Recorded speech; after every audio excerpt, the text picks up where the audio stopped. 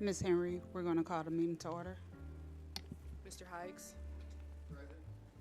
Ms. Weiss. Here. Ms. Hubbard. Here. Ms. Fowl. Ms. Jones. Ms. Jones. Oh, here. Mr. Davis. Here. Ms. Cousins. Yes. We have a quorum. Can we stand for the Pledge of Allegiance?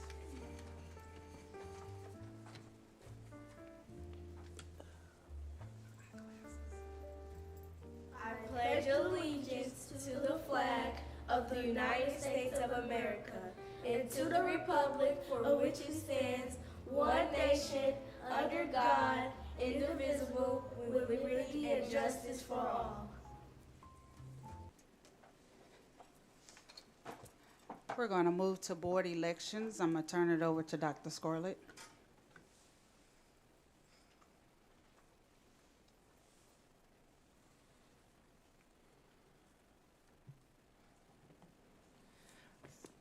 So I'll read about the role of the president. It shall be the duty of the president to preside at all meetings of the board, preserve order, enforce rules, sign all bonds, letters, agreements, deeds, and leases ordered to be executed by the board, and appoint the chairpersons and members of standing and ad hoc committees. The president of the board shall serve as an ex officio member of any and all standing and ad hoc committees of the board. The president shall appoint the board's representative to professional organizations in which the board holds membership. It shall also be the duty of the president to act as ex officio member of the Board of Trustees of the Missouri Botanical Garden, pursuant to the provisions of the last will and testament of the late Henry Shaw. It shall also be the duty of the president each year immediately after the selection of a depository of the Board of Education for the succeeding year to notify the treasurer of the state of Missouri and the collector of revenue of the city of St. Louis to make all payments of money apportioned, belonging to, or distributed to this board to said depository as indicated by board approval.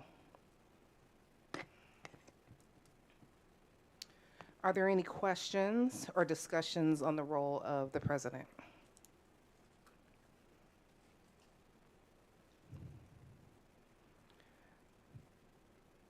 I'd like to open the floor for nominations.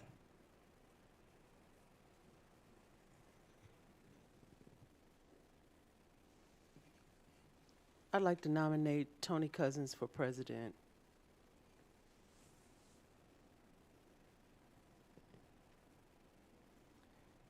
I would like to nominate Emily Hubbard as president of the board. Emily has demonstrated her commitment to ensuring that we are a district focused on student success, and I believe that she would lead with integrity, actively listen to and empower others, and bring the board to a place of good governance. Thank you.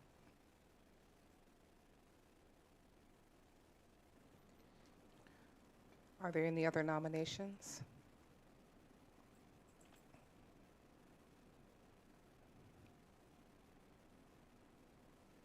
Nominees, do you accept the nomination? Tony Cousins, do you accept the nomination? I accept. Ms. Hubbard, do you? Yes. All right.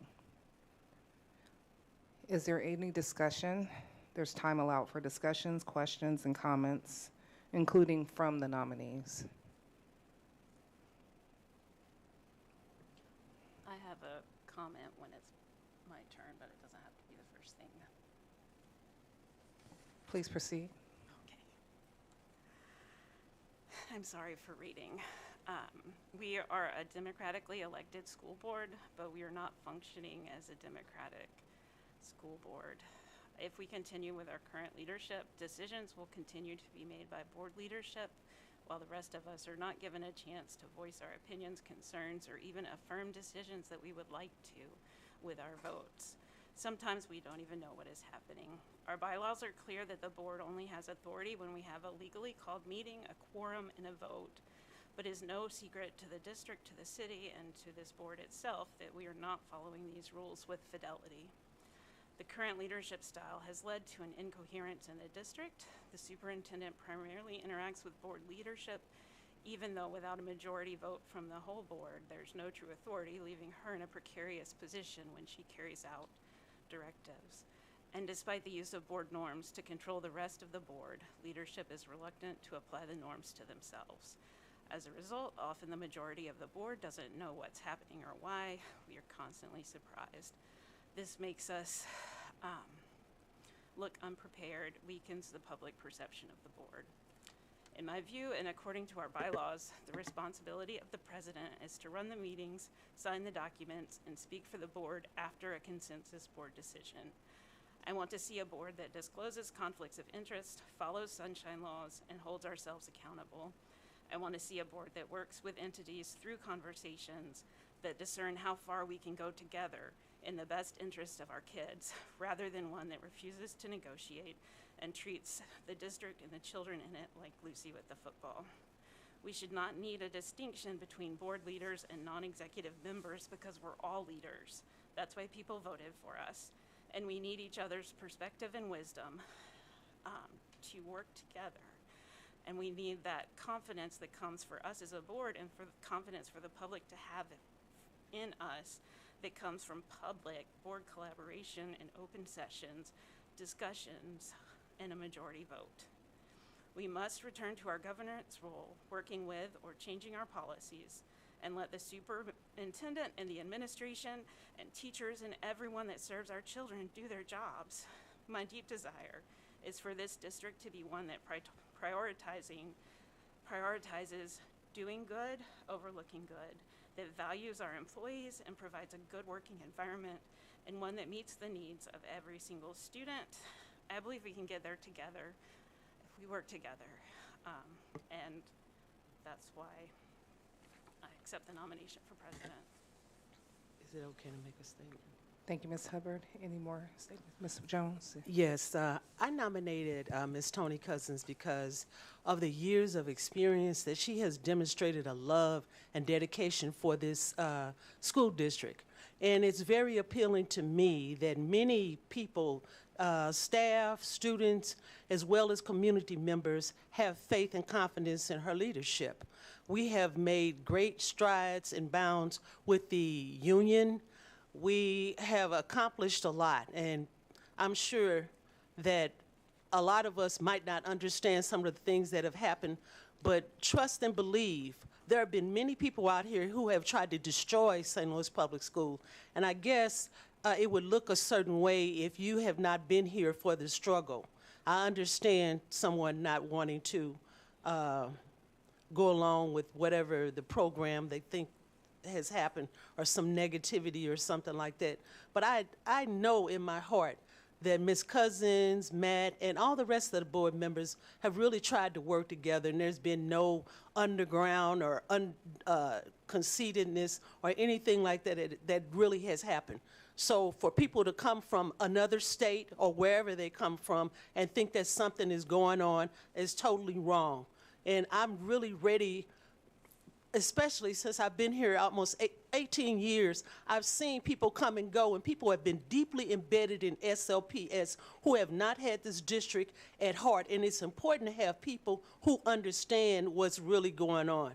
So I strongly believe and encourage a vote for Ms. Cousins because it's the right thing to do, and we're going to see a very big change in this district toward positivity. Thank you. Thank you, Ms. Jones. Are there any other comments or discussions? I'll just say one final thing.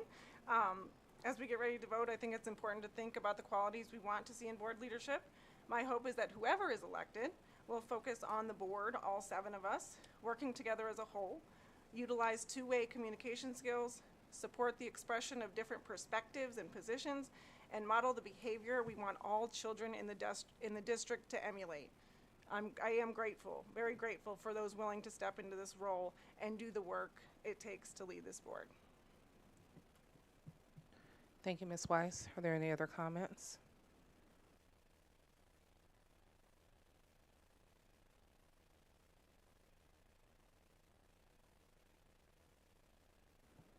Ms. Henry, Can you please call the roll? For the roll call vote, Mr. Hikes, Tony Cousins. Ms. Weiss, Emily Hubbard. Ms. Hubbard, Emily Hubbard. Ms. Val,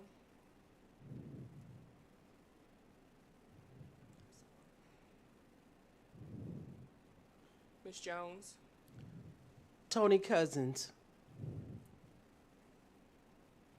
Mr. Davis, Tony Cousins. Ms. Cousins, Tony Cousins. Ms. Tony Cousins carries the vote and is elected as president of the Board of Education at St. Louis Public Schools for the next year.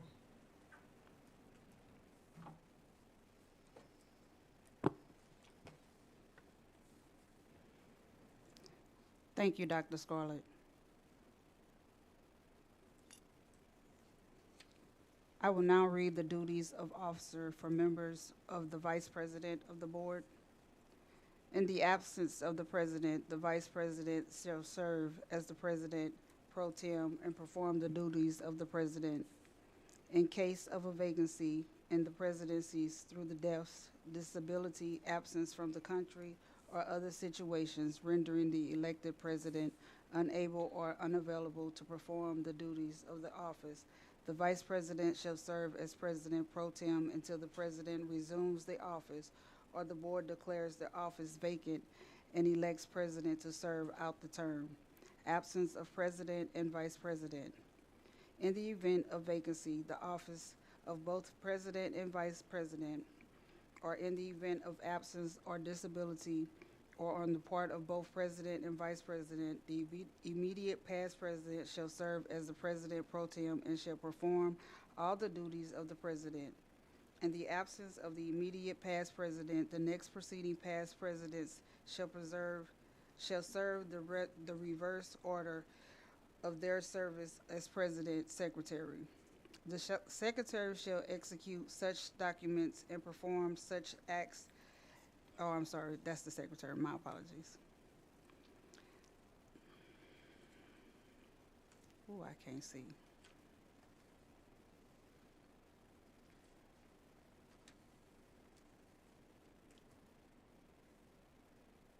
Go ahead. I need a motion for the Vice President. I'd like to nominate Matt Davis for Vice President.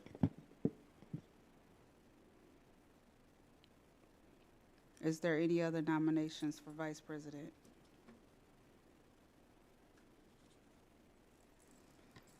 I'll nominate Emily Hubbard for Vice President. Do you accept for Vice President, Mr. Davis? I do. Ms. Hubbard, Yes. would you like to comment? No, thank you. Mr. Davis? I would like to speak on behalf of Mr. Davis. I'm sorry, did you want to speak for Mr. Davis as to why you nominated Mr. Davis? No, you go ahead. Feel free. You sure? Yeah, I'll let you have it. This continues to be a thankless job. We've often been told that it's just the two of us running this board, and we don't speak on, or we only let ourselves speak, or we're doing this for ourselves. But Mr. Davis has gone to Jeff City, several times. I can't recall any other board members that have gone up to Jeff City, to speak on behalf of the district, fighting for the district. I think we have one board member that's actually on the retirement plan, but Mr. Davis has been fighting tooth and nails, trying to make sure that the district is being protected, not just for the retirement teachers, but for our teachers that we have currently, working with Ms. Banks, working with the union, pretty much working with everybody, trying to make sure equally that everybody is properly being served. We've been fighting for legislation since we've been on the board, as Secretary Jones has stated. So it's really not about us. It's not about his kids. His kids do attend St. Louis Public School, but I think oftentimes we focus on all the kids. Kids on the north side, kids on the south side, kids in the midtown. We focus on the staff as a whole. We focus on making sure Dr. Scarlett and this district is being served. So to let the naysayers win just wouldn't work for us. This is a thankless job. And sometimes we ask ourselves, why the 80 hours that we're putting in, why do it? But we do it because we know that we have a purpose. So I'm glad Vice President Davis has decided to take on this venture once again, even with the constant attacks. Even with the constant attacks. So thank you, Vice President Davis. Is there any other comments?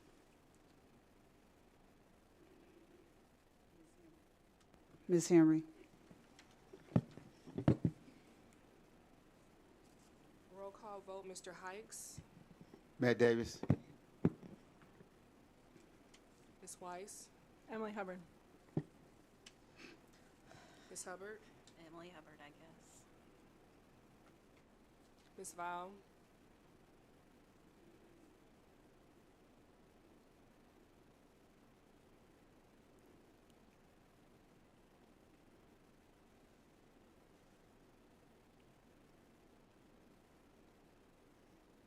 Ms. Jones, Matt Davis. Mr. Davis, Matt Davis. Ms. Cousins, Matt Davis.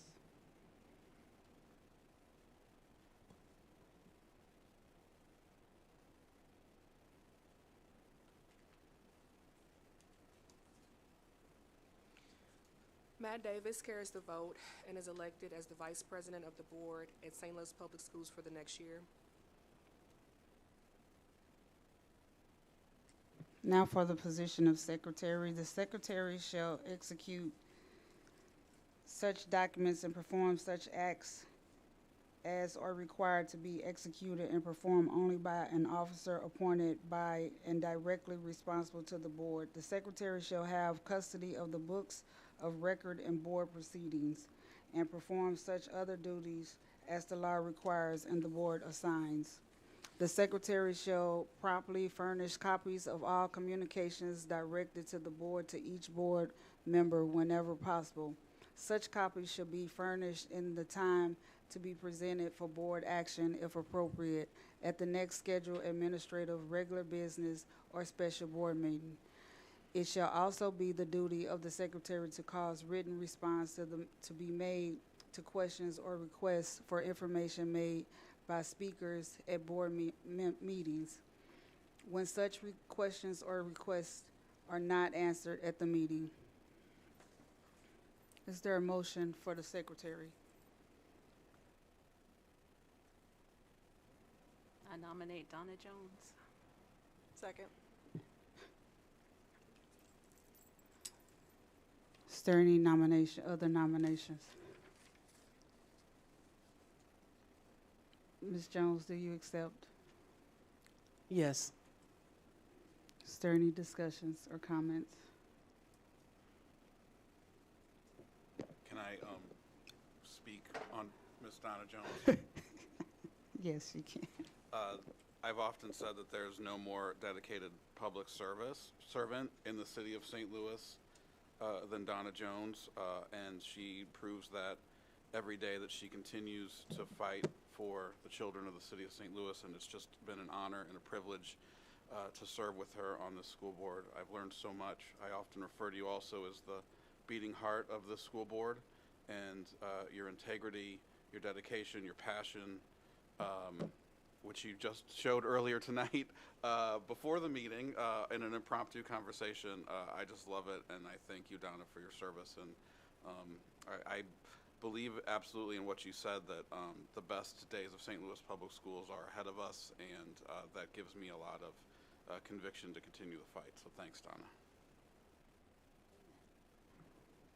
If there are no other comments or discussions, Ms. Henry. With only one candidate, can we do a vote of acclamation instead? Yes, ma'am. All in favor for Ms. Donna Jones as president of the board for the next year, say aye. Aye. All opposed? Ms. Jones carries the vote. With that said, I'll turn it over to Dr. Scarlett for the presentations. All right. So hopefully you all will think we have an exciting lineup for you tonight. So I'm excited about some of the interactive opportunities that we have to learn from partners who desire to work with us. And so first we have a presentation or interactive presentation by Zspace. And so Zspace, please go ahead and transition us. Looks like Dr. Bourchade will introduce Zspace. Thank you, Dr. Bourchade.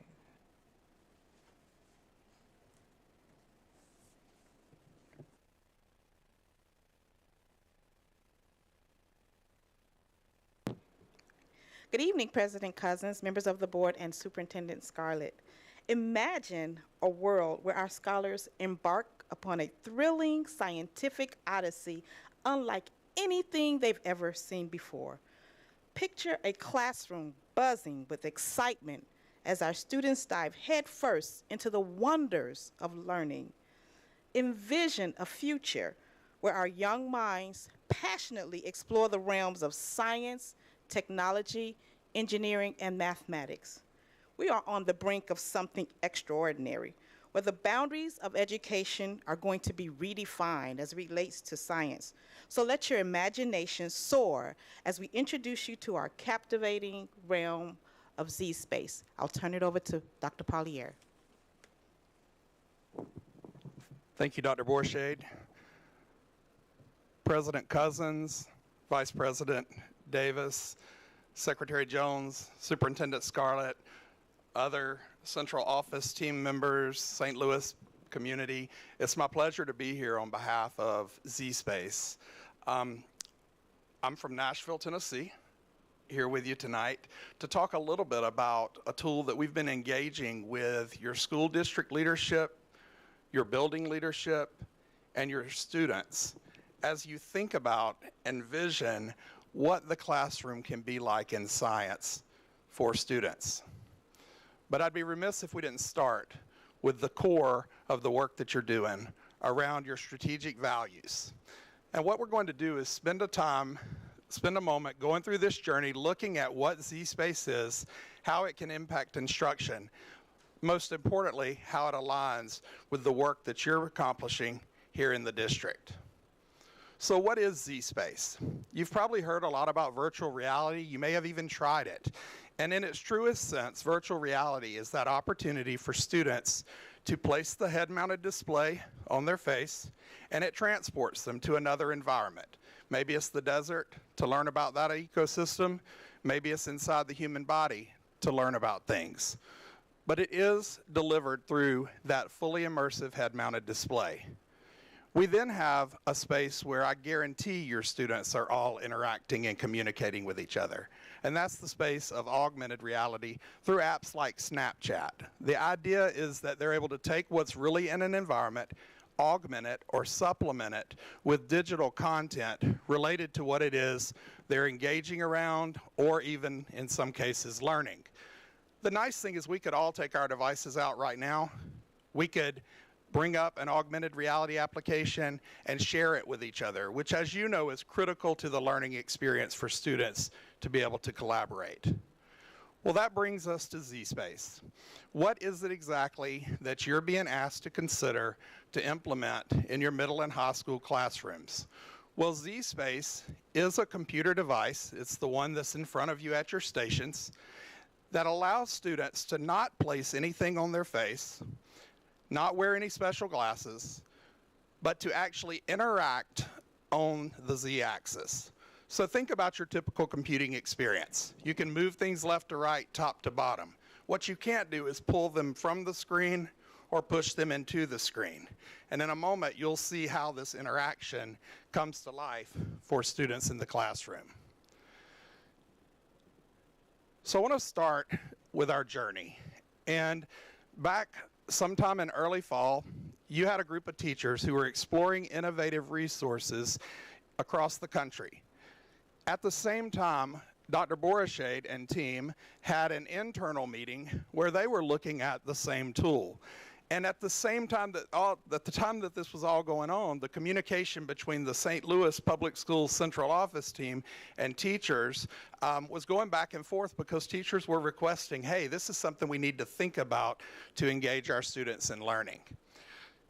At one of our meetings, we had building level leadership, and I actually offered up to go to any site, put it in front of any student, and I actually asked, don't bring me your best, bring me the ones who give you the trouble or are harder to engage.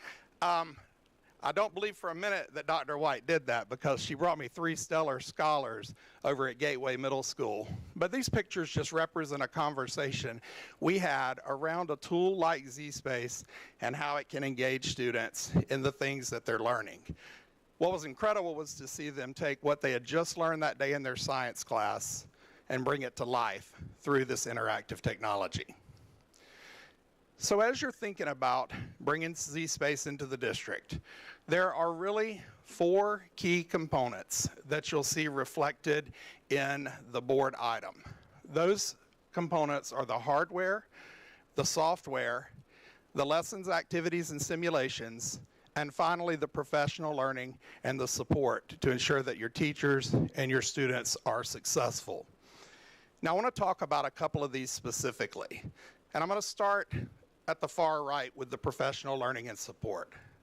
We know, I've been an elementary principal, a high school principal, and associate superintendent myself, that you can buy all sorts of nice things, but if the teachers don't have the support to integrate them into instruction, you're not going to see the type of and level of success that you'll see if you do provide it. So we've worked with your academic team under the direction of Dr. Brown, Dr. Borishade's team, to look at a professional learning plan that embeds itself into the overall goals and objectives of the district.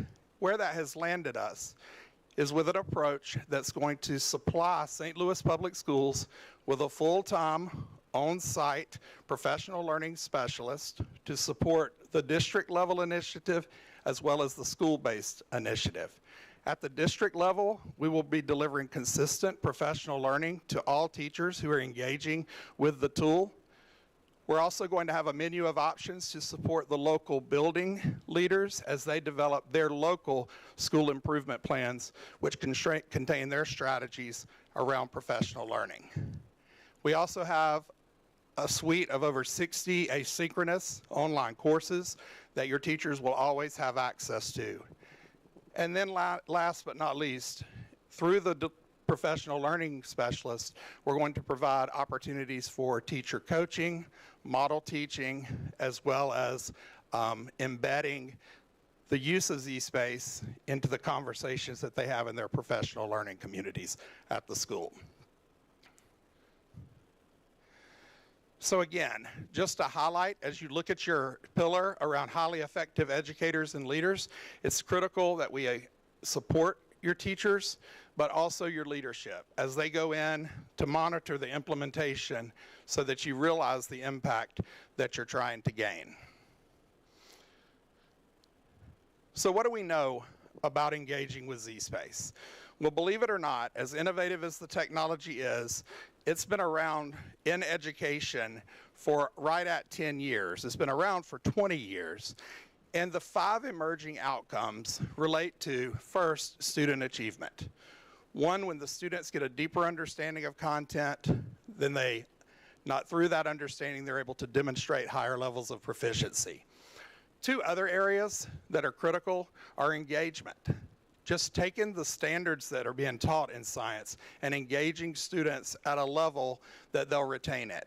And then finally, the motivation, that excitement for learning that we see when students work with Zspace. But what I want to do now is I want to transition.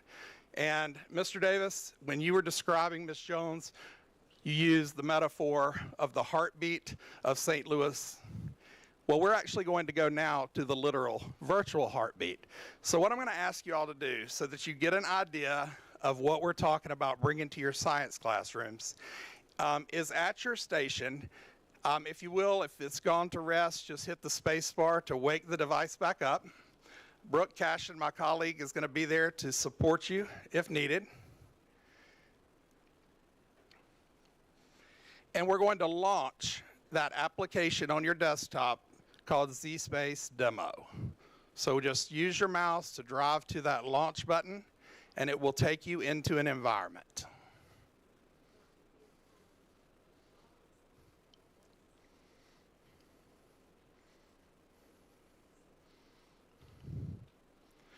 Now, for those of you who maybe are watching the board meeting online or are not sitting at a device, I know most of the leadership team has already sat at one, the first thing they notice when they bring the content up is it recognizes their face, and the content begins to float in the air between the screen and their face. So, Brooke, if you'll just give me a thumbs up when we've got everybody into that environment.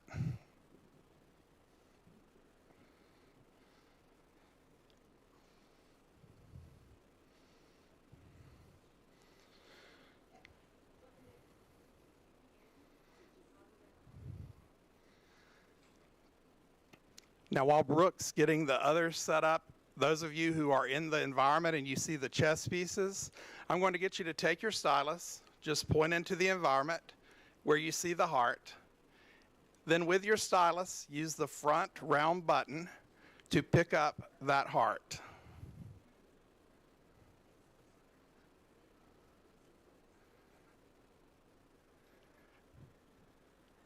When you pick the heart up, notice you can rotate it, pull it to you, but what I really want you to do is drop it through the blue bubble or orb that you see on the screen.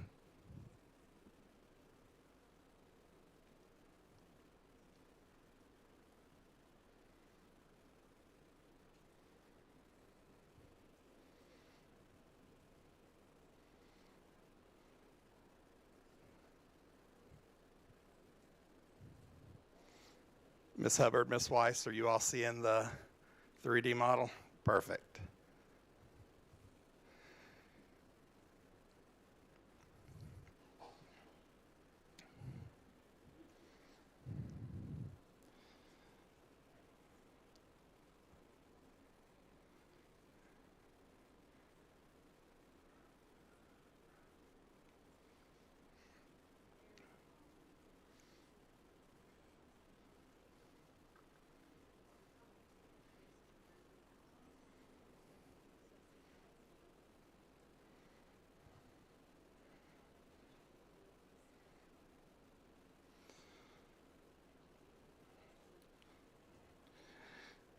All right, so continue to manipulate objects if you want to, but I'm going to move ahead with a couple of slides because what I want to do is show you how this tool will bring particularly your sciences to life as you look at what you're doing at the high school level as well as the middle school level. So what we've done is we've taken the content in Zspace and aligned it with the standards that you're teaching for students. And in most cases where they would typically be learning in a hands-on way, they're now able to do it with that virtual content. So what you're seeing here on the presentation board is you're seeing your standards curriculum guides. And in those guides, you'll see where you have prioritized certain standards and defined them as priority standards. Now, what does that mean for Zspace? Well, what it means is that when students are learning standards, for example, in 6th grade around ecosystems, they are now able to go into activities that take them into different environments where they can explore, just as Dr. Borishade set the stage for us. So they can go under the sea and see how the orca behaves versus the shark to gather its prey. They can go into the desert, see how animals behave during the day, and they can manipulate variables so that they can see how they behave at night. They can go into environments and watch animals to see that when the season gets dry, the lungfish burrows into the ground, and the cichlid fish swims upriver. So they're learning about those animal adaptations. So what you're looking at implementing is going to be a supplemental tool that takes the standards at middle and high school in science courses and brings them to life through this hands-on virtual reality space. Again, just as an example, one of the key standards in 7th grade relates to cells. So imagine that now your students will be able to go into that environment, compare and contrast cells as you're seeing up here.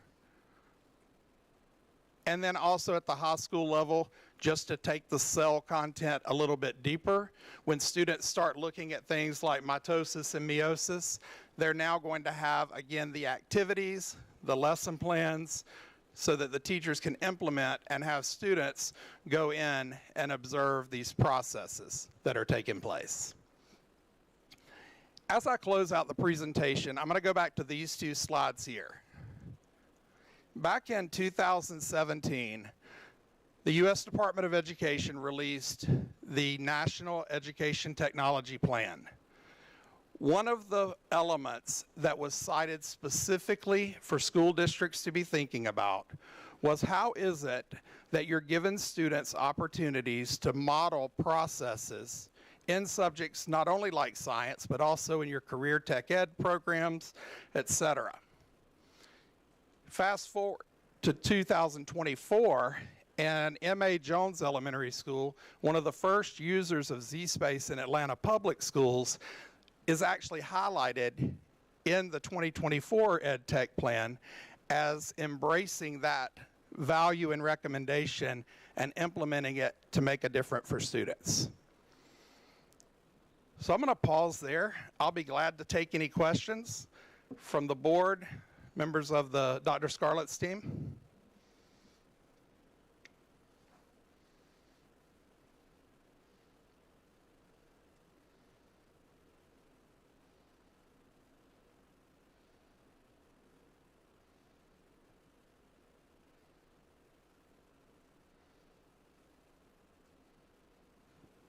So I just have a question in terms of like how this is aligned with the curriculum and Missouri Learning Standards.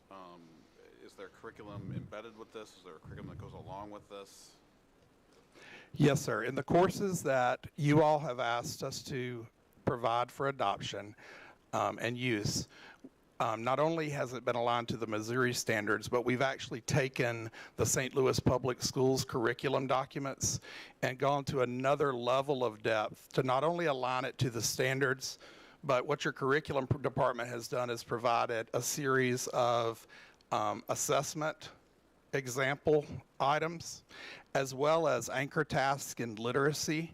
So you're going to see as we roll this plan out that while it is science focused, there's going to be a heavy emphasis on literacy because we know so much of what students read is that technical reading, and providing an experience gives them that deeper understanding. What grade levels are we looking at for this? This is middle school and high school.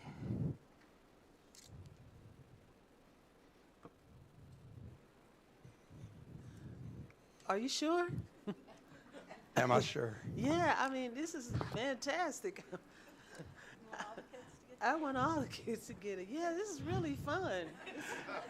It really is. Well, Ms. Jones, we actually build our content to start at 2nd grade and go through not only the high school core content areas, but also your career and technical education.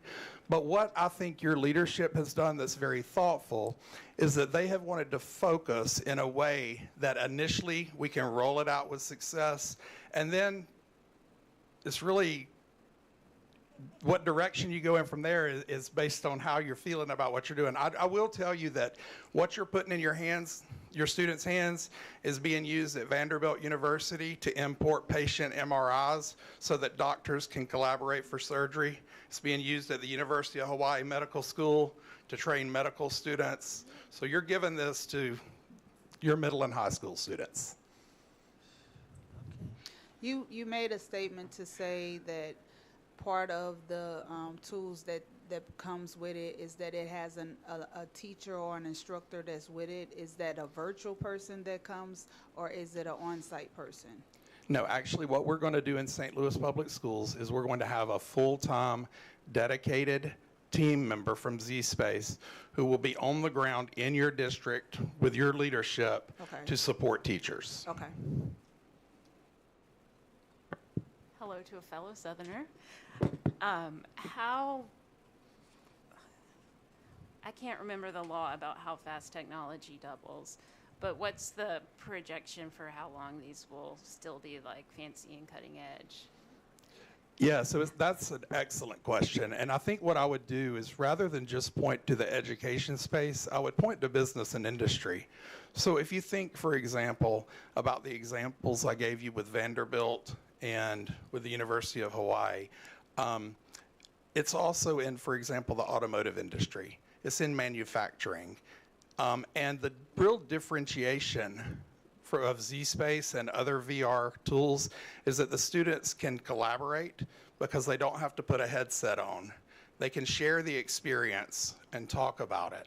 So it's not that, when you think about the evolution of technology, it's not that it's going to go away, it's going to mean that it's enhanced. Probably our biggest growth area is content. Board Member Hikes. How many schools are we trying to put these in off the initial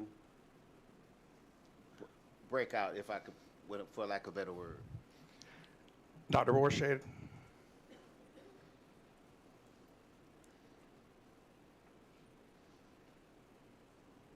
The goal is to put them in all of our high schools, as well as Griscom and Blewett, and then our 2 middle schools that have a STEM pathway.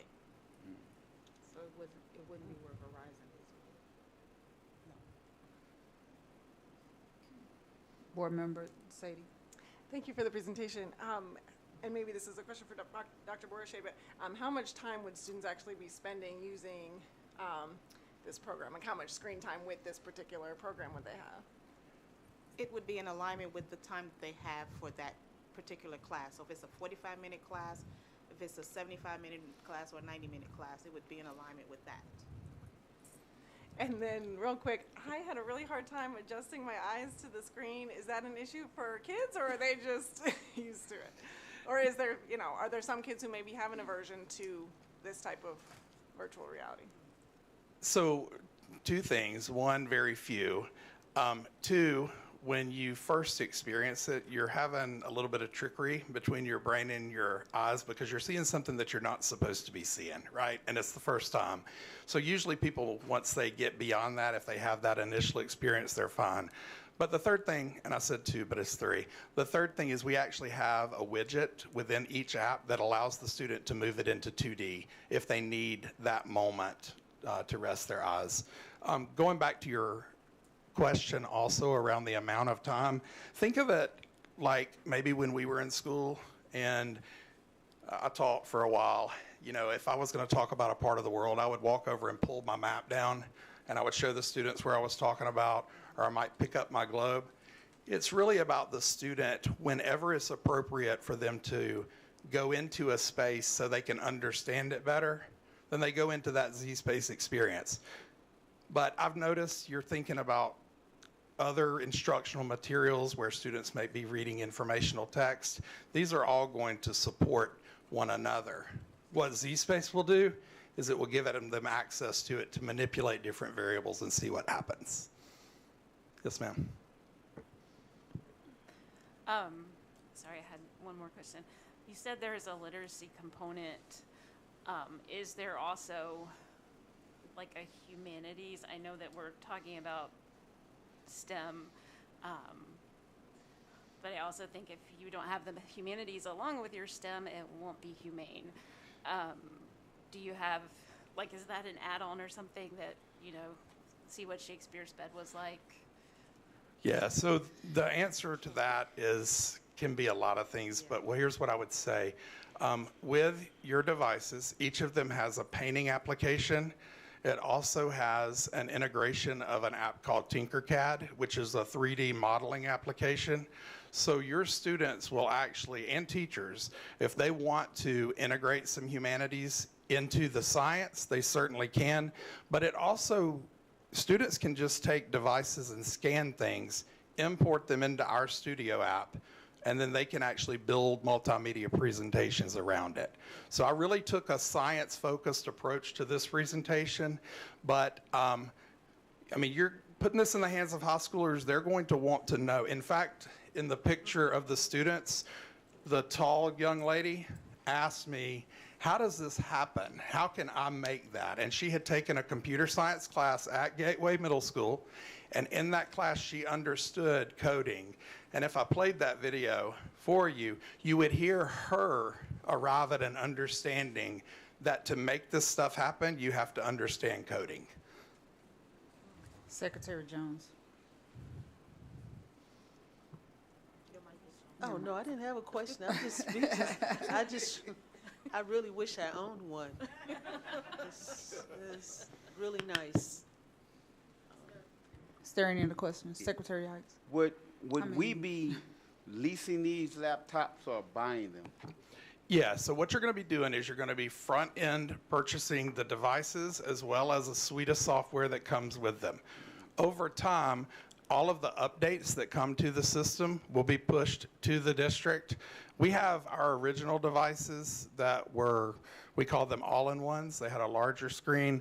They are still active. The only thing that's putting them out of commission in 2025 is that Windows 10 will no longer be supported. And districts such as yourself are going to have to grapple with the security implications of that kind of thing. But it is going to be our newest device. It's a gaming level computer. It has the latest NVIDIA cards to create that 3D experience that you're having. Any other questions? Thank you, sir. Thank you all. If you don't mind, if you'll just shut the screen, and then Brooke and I are going to collect those.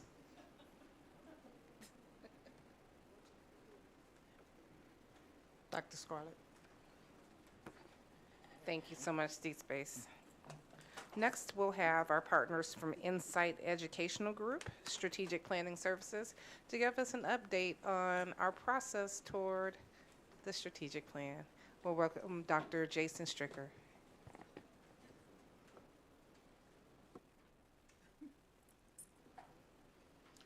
Good evening, members of the board, Superintendent Scarlett, staff, community. It's great to be here. I don't have any VR or AR devices to help with the strategic planning process, unfortunately, but it was neat to see Zspace, so I'm glad I got to sit in on that presentation. We work with a number of school districts across the country, so I'll be looking for Zspace in those other districts. I'm here to just briefly share an overview of the process for strategic planning. This is a continuation of the work that we have engaged with you all in. About a year ago, we supported Dr. Scarlett on the transition plan and have been also working with you all on some work around the World Cafes and stakeholder engagement, some of the listen and learning tours. And so I wanted to just connect the dots a little bit between those two pieces of work and the forward-looking work with strategic planning. So I'll share just a brief overview of the process, and I'm happy to answer any questions that you may have as we start to look toward really connecting, as I mentioned, the dots and start really in earnest the strategic planning process.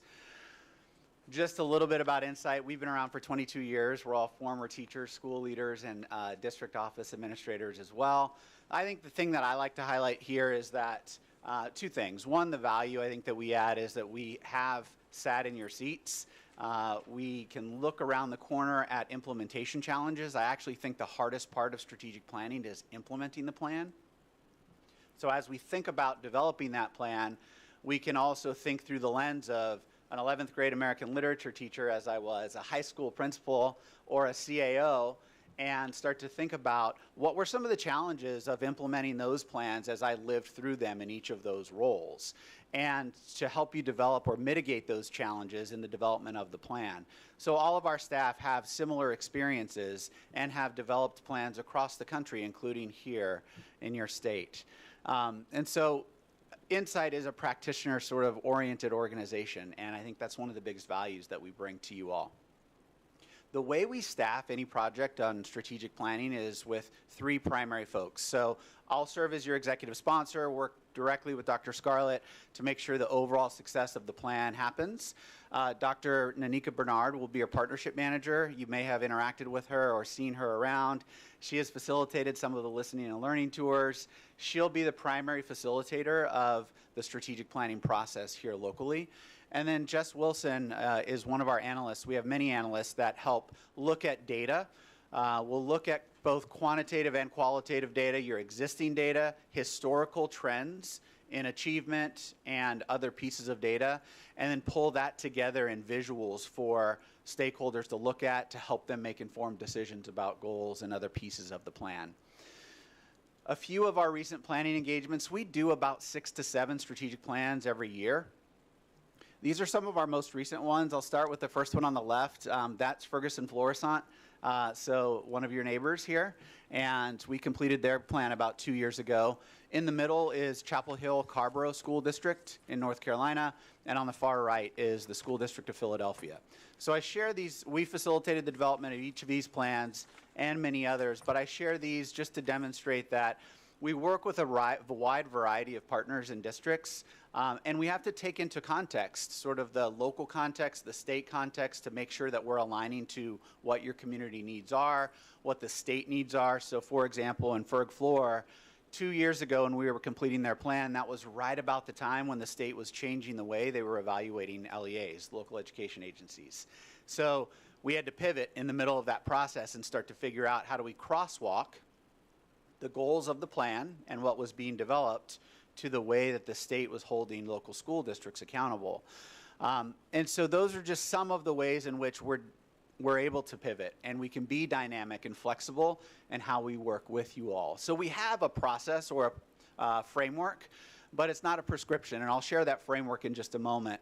The other value I think we can bring is just the experience in developing many plans and being able to say, find the right balance between an ambitious plan, one that is symbolically important and that inspires not only you, but your community, your current students and families, but also future families and students that are looking to St. Louis and wondering if this is a place and a home for them. And so it's that symbolic nature of the plan that's really important. Balancing that with a realistic plan that's achievable, because we certainly don't want to set you all up as an organization to do something that you're not able to achieve. So through the process, we'll have some honest and difficult conversations about your capacity and your ability to measure the elements of the plan. But I share those lessons. We've learned those lessons through these various engagements. And again, these are just a few of those that I'll highlight. Our process really focuses on trying to elevate and understand the lived experience of the community. We focus on that because that's important in not just developing a plan that is meaningful, but that can be implemented and mean something to everyone in every corner of the district, in every school, at every grade level, and to try to really understand and reflect the lived experience. If we don't do that, then I think it's much harder to, when we get to implementing, to ask someone to buy into that plan, to come along with us. And so the process itself is a jump start to that via the engagement that we do. And some of the listening and learning tours are an example of that, and I'll share a few pictures in just a moment. But these 3 bullet points just highlight the need for the voices of all stakeholders to be involved. I'll also share with you in just a moment some of the ways in which we engage stakeholders. Our framework is fairly straightforward. If you read this from left to right, it starts with the biggest sort of elements, your core beliefs, mission, and vision, and gets to the most granular, which are your action steps.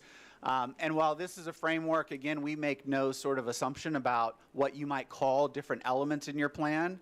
It may look different. It may have a slightly different aspect. You may decide, for example, to have a profile or portrait of a graduate. That's not listed here. What is it at the end of the graduation experience here that you want all of your students to have experienced when they walk across your stage? So those are just some examples of ways in which we can be dynamic and pivot around this framework. We also don't make any assumptions about starting from scratch on any of these pieces. We know, for example, you have a set of values, that you have some goals that you've recently looked at and adopted. And so we'll start with those, but those are important aspects to socialize as part of this process so that we can make sure the entire community understands those values, understands those academic goals, and how they fit together. And that'll become part of the way in which we engage stakeholders. Two other things I want to briefly highlight on this: the role of the board and the role of staff. So you'll see at the top the responsibilities of the school board and the district. In this process, we simply try to mirror good governance. And so by that, you all as a board are going to obviously be adopting the plan and making decisions about aligning resources and policies to this plan every year and on a long-term nature, whether that's a 3-year plan, a 5-year plan. That's an important role that you have. On the flip side of that, the role of staff is to enact the plan and to make sure that on a day-to-day basis they're doing due diligence around implementation and they're bringing updates to you all. And so it shows here that there is a responsibility of the school board to adopt the plan at its highest level.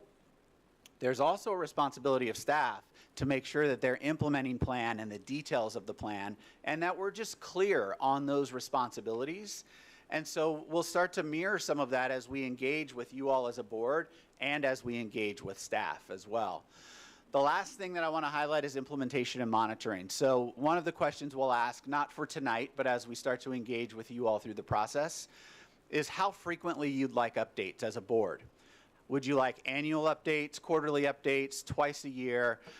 And at what level of granularity would you like updates? We'll have some honest conversations about the system capacity to provide those types of updates to you as we think about implementation and monitoring. We certainly don't want to put in place any goals that we can't measure. If a goal is important enough and we don't have a way to measure it yet, then we need to put a process in place for developing that measure.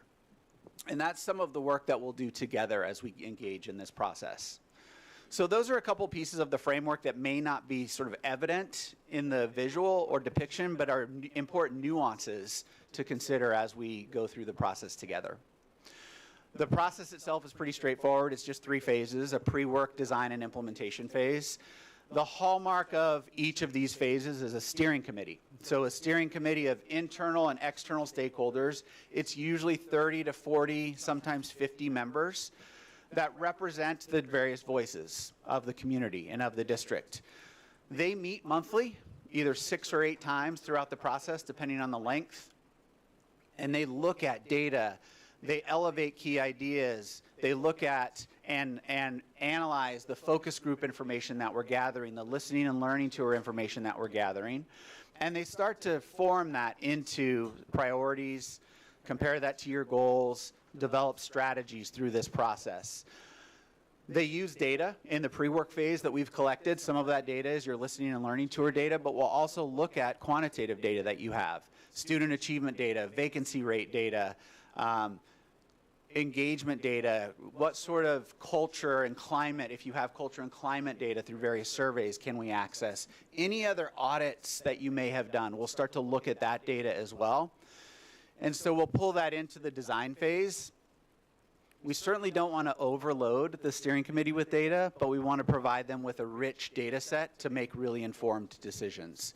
In the design stage, then, they'll go through that process of designing each phase of the plan. That's similar to the framework that I shared earlier. And then we'll start to think about, once we have stable versions, we'll share the stable versions back out with the community in another round of community engagement so that we can ask, do you see yourselves in this plan? Have we missed something really important about your lived experience that we didn't capture? And then that'll inform implementation and any final revisions to the plan itself. I mentioned a variety of stakeholder engagement sort of processes, and I won't go through all of these. Just know that we are committed to, again, being flexible in how we engage your community, whether that be through surveys, focus groups, the listening and learning tour, world cafes that we've engaged in. Certainly you as a board will continue to be engaged in the process, and I'll talk a little bit about that in a moment. But whatever the process is, the North Star for us is to make sure that the community feels heard and that we are representing all voices throughout the community. And so if that means we need to add another round of focus groups, we'll do that. If it means we need to add additional survey, we'll do that, using best practices so that we don't over-survey the community and get low response rates. But just know that we're flexible in how we engage the community. We recently had a couple of forums, and so these are some pictures from, I believe, last week. Parent and Community Engagement Forum.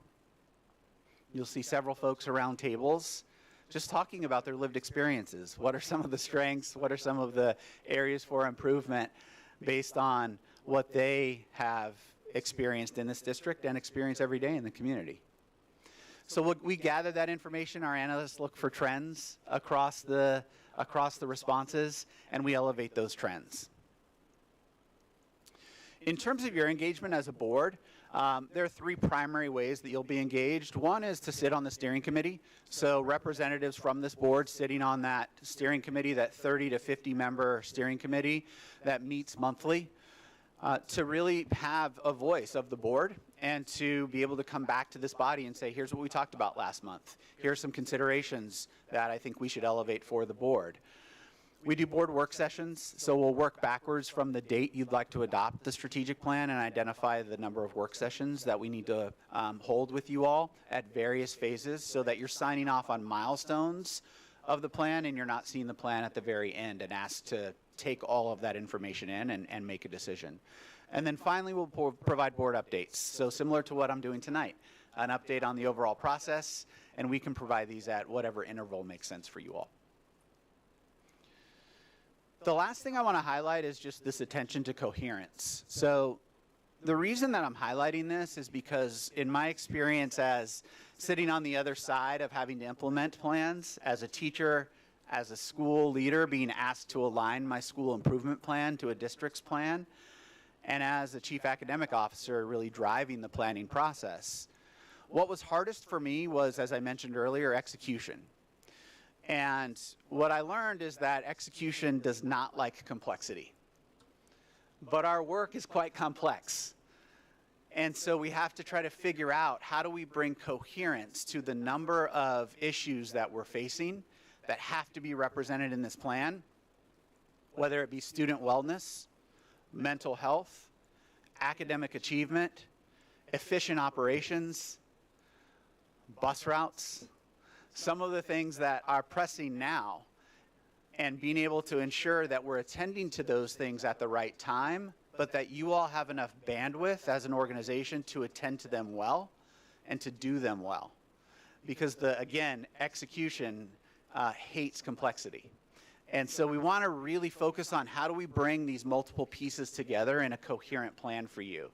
And the way that we view this is that we sort of have a head start on this with the great work that you've already been doing through your blueprint, which was a terrific community engagement process and tool, the strategic values that we heard a little bit about already, and as well the student academic goals that you have approved. And so thinking about how we bring those together along with the vision of Dr. Scarlett and her 100-day priorities, how do we carry those forward in this plan in a way that is simple yet honors the complexity that you're doing, that you're asked to do every day. And so that's our work, and I think that's the work that we can help facilitate through as an external facilitator of your strategic plan. So I'm looking forward to answering any questions that you may have. Real quickly before questions, brief timeline, we're starting now with the listening and learning tours and doing some thinking about your steering committee, who should sit on that committee. We'll move into the steering committee meetings in the next month or two. Those meetings will happen monthly. Will take us all the way to November. We anticipate approval in November or December of the next strategic plan. So you can see lots of activities happening between now and the next 7 or 8 months. Happy to answer any questions you may have. Any questions? Board Member Hubbard. I love this. I teach sociology, so this is very exciting for me to think about data and research and all of that. But when we're reaching all the people, how the people who go to community meetings self-select into that kind of group. And I mean, we know from who comes to speak at the board meetings that, you know, nobody just shows up and it's like, hey, this is what I think, just randomly. They all have something in mind. So do you have a plan to reach beyond that? Yeah. Dr. Scarlett? Yeah, we've been thinking about other creative ways. We know there are typical people who fill out surveys, typical people who like might come to different meetings like that. And so like we were talking about the Urban Expo, and like last year, Starbucks had the cafe area. It wasn't interactive, it was just a cafe. But there are so many families who come out just citywide for that and even regional wide, but a lot of St. Louis Public Schools families. So we thought, how about the cafe be sort of the World Cafe that we did, where we, you know, give them beverages and snacks and different things like that, and have facilitators even in those areas, and sort of rotate new groups of families in, you know, sort of lure them in with, you know, different types of things, but have those tabletop exercises. That way we can collect the same type of data using QR codes, using different ways during that. So we've been thoughtful to think about all the different interactions.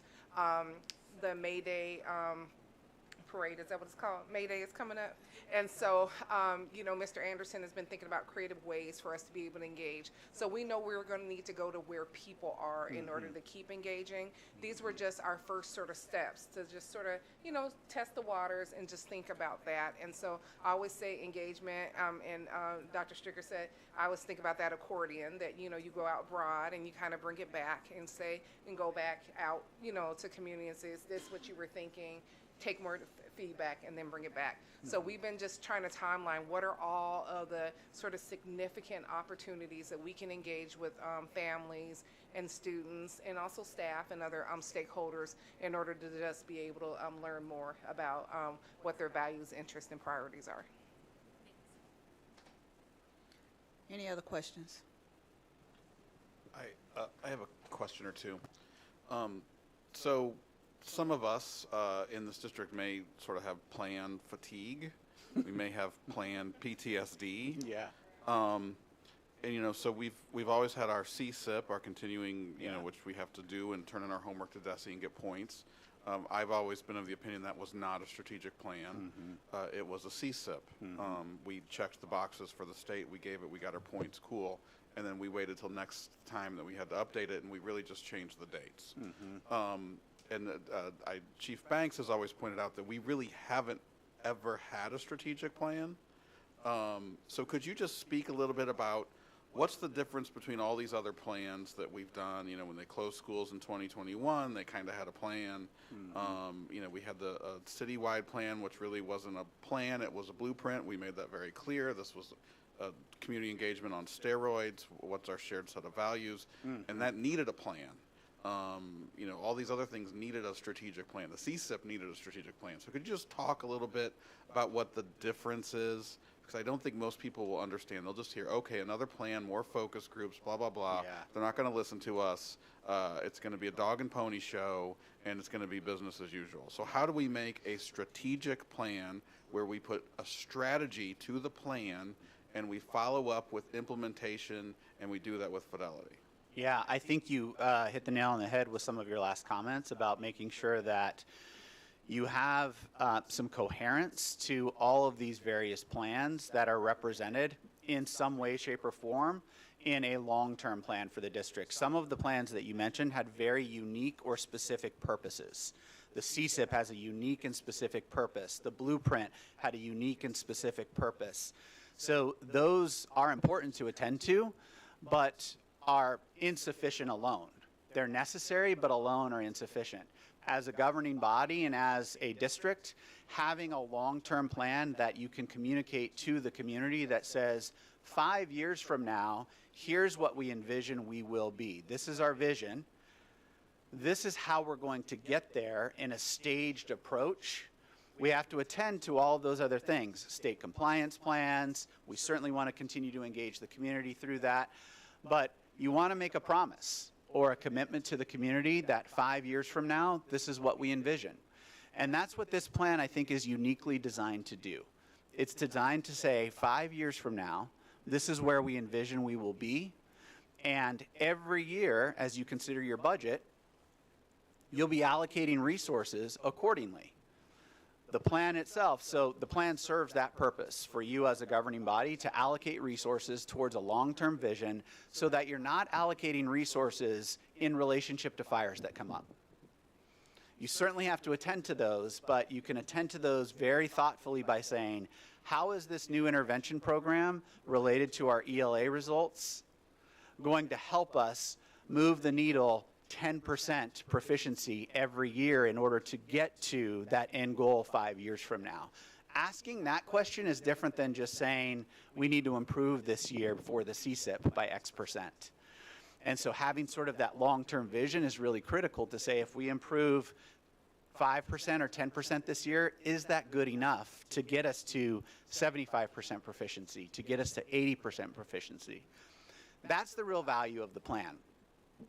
I think the other value of the plan is that it's a living document. So the plan itself is also insufficient. The piece of paper, the website tool, however you communicate this plan, in and of itself is insufficient.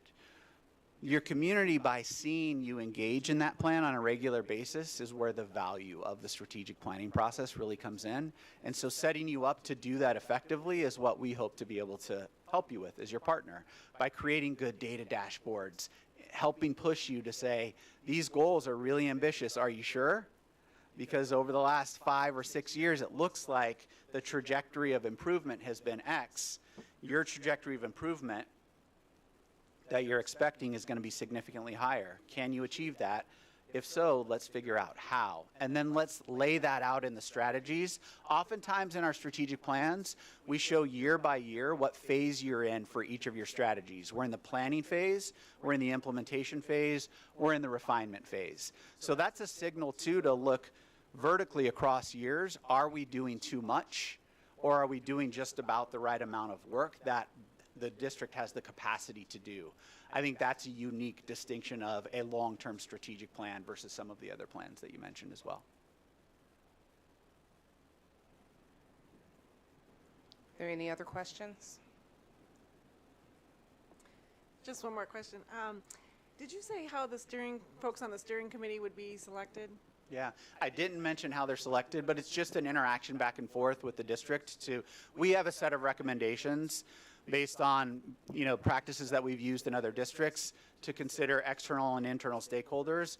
The obvious internal stakeholders being students. We'd love to have students on the steering committee, parents, teachers, representative from different unions, principals, school leaders at all levels, coaches, and then certainly central office staff represented. On the external side, we certainly want to see representatives from anyone that you're partnering with, so local government, faith-based representatives and volunteers that come into your district, community businesses, so those that you're partnering with. So for example, if you have a CTE program that you're pushing students into the community, partnering with other local organizations, getting their voice in the steering committee is really helpful and important. They also bring a perspective that's a non-education perspective, and I think that helps push the committee in a unique and interesting way. And so those are some of the lenses that we provide to you as you're thinking about the selection of the steering committee, but ultimately the selection of those members are up to you. So we work with staff and Dr. Scarlett to make some of those decisions collectively.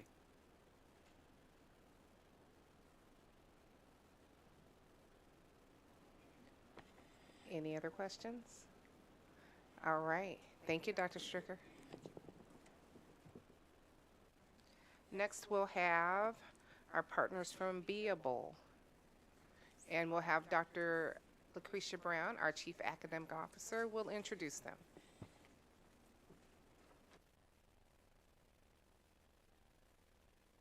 Whoopsies. President Cousins, Vice President Davis, Dr. Scarlett, members of the board. Our team from academics is pleased to present to you tonight, along with our colleagues and partners from Beable's Office of Strategic Partnerships. Similar to our teammates from the Office of the Chief of Schools, we will highlight our strategic values in alignment with what Beable supports. We'll also crosswalk that to some of our coursework and lift up a lot of the findings from the pilot that was conducted during this school year. So if we could advance the slides, please. So within our strategic values, we know that all of our projects, we want to make sure are in alignment with all 6 of these. However, we want to lift up our equitable and multiple data sources, as well as our personalized supports and innovative pathways, and our college career-ready critical thinkers. So within our equitable and multiple sources of data, you'll hear from the team about the inclusion and intentional equitable practice of including our English language learners, as well as our students with disabilities. When it comes to personalized supports and innovative pathways, this Beable new data source supports the development and design of those, and again, just helps us continue to build out that pipeline to support our college and career-ready critical thinkers. As we advance to the next slide, I'll ask that Dr. Henning make his way to the podium.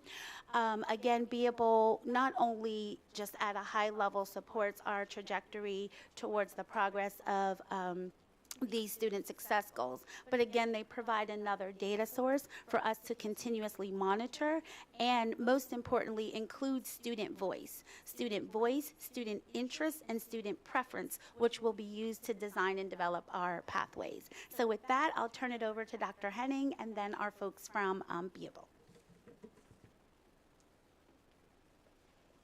Thank you, Dr. Brown.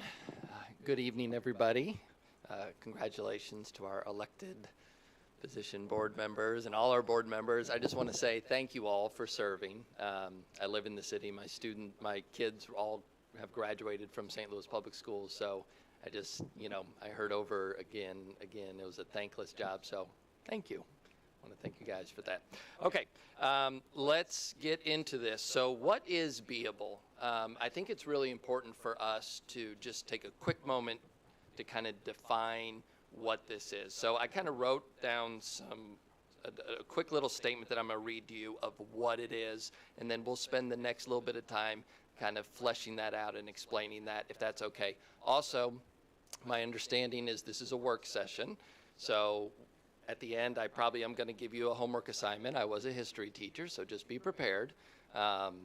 That's your heads up. It's coming. Okay, Beable is a next generation life-ready literacy platform. It's a platform that links students' personal interests and aspirations to literacy growth, personal growth, career exploration, and academic rigor by automatically providing just right content and scaffolds at each learner's reading level. Beable delivers growth that is higher than expected annual growth up to 5 times in a year, while assuring equity for all by accelerating literacy for future readiness. Beable puts students on personalized paths to academic success and career opportunity. That's a mouthful. It really is. And what we're going to do right now is try to break this down for you to show you why this really is, as Dr. Brown was saying, a thoughtful, strategic, and aligned allocation of resources. Okay, so let's jump in. This is our portrait of a graduate. And by the way, I know we have a lot of presentations tonight, so your presentation that you have in front of you probably doesn't have all the notes, but I know the digital one that is going to be provided to you has extensive notes. So if there are some things that we don't get to, you want to dig in a little bit deeper, please know that that's a resource for you to kind of dig into that later on your own. Okay, so this is our portrait of a graduate. These are our 7 characteristics that we say all students who graduate from St. Louis Public Schools, we expect them to have these attributes. This isn't just some of the students or some of the attributes. What we're saying is every single student that graduates will be college and career ready, a change agent, a critical thinker, all of these characteristics you see before here. So what Beable does is it kind of walks that all the way back to starting in pre-K to develop those skills and these kind of characteristics all the way back at that age. So here's kind of the rationale for Beable. Currently, we don't have a career exploration curriculum or career exploration curriculum resources for our younger students. Right now, where we actually start picking up a focus on career exploration is high school. So I'm actually going to jump up to the next slide real quick. This is I think one of the most powerful, well, there's a lot of really great slides in here, but this is a really great one. So on the top, you can see our current reality. Right around 11th grade, we say, okay, it's time to get ready for college. It's time to start thinking about what college you want to go to. It's time to start thinking about what job you want to get into. And it's not because we don't believe in those things happening earlier on. It's mostly because we just don't have a systematic way of exposing our students to careers and career opportunities that really helps to guide their post-secondary trajectory. So right now, that's what we're doing on the top. What we're asking to do with Beable is starting from pre-K to 8, exposing students to multiple careers. So I'm actually going to kind of jump up a couple slides here. I'll come back to some of this stuff, but I think it just makes sense to look at some of these things quickly here. And I apologize. I know this isn't the right order. But here's what we're talking about. So with Beable, every single student would have careers that they are exposed to. Every single year, starting in actually pre-K, but kindergarten, first grade, moving on up. So let's say a student is artistic, and I'll get back to this. I know some of the letters might throw you off for a second, but say you have an artistic student. So in kindergarten, they would learn what it means to be an artist. Not just that, but there would be other careers as well. But that would be something that they could begin to read about and grow in their understanding and in their literacy and their desires. And if you follow this along, you follow that A line, right? Technical writer, musician, comic book writer, marketing manager, reporter. Let's say they switch when they get to high school or middle school and they become more social, right? So now they're focused on being a university faculty member, a career counselor, personal finance advisor. Okay, so I just wanted to fast forward to that to give you an idea of where we're headed with this. Now let me jump back. So,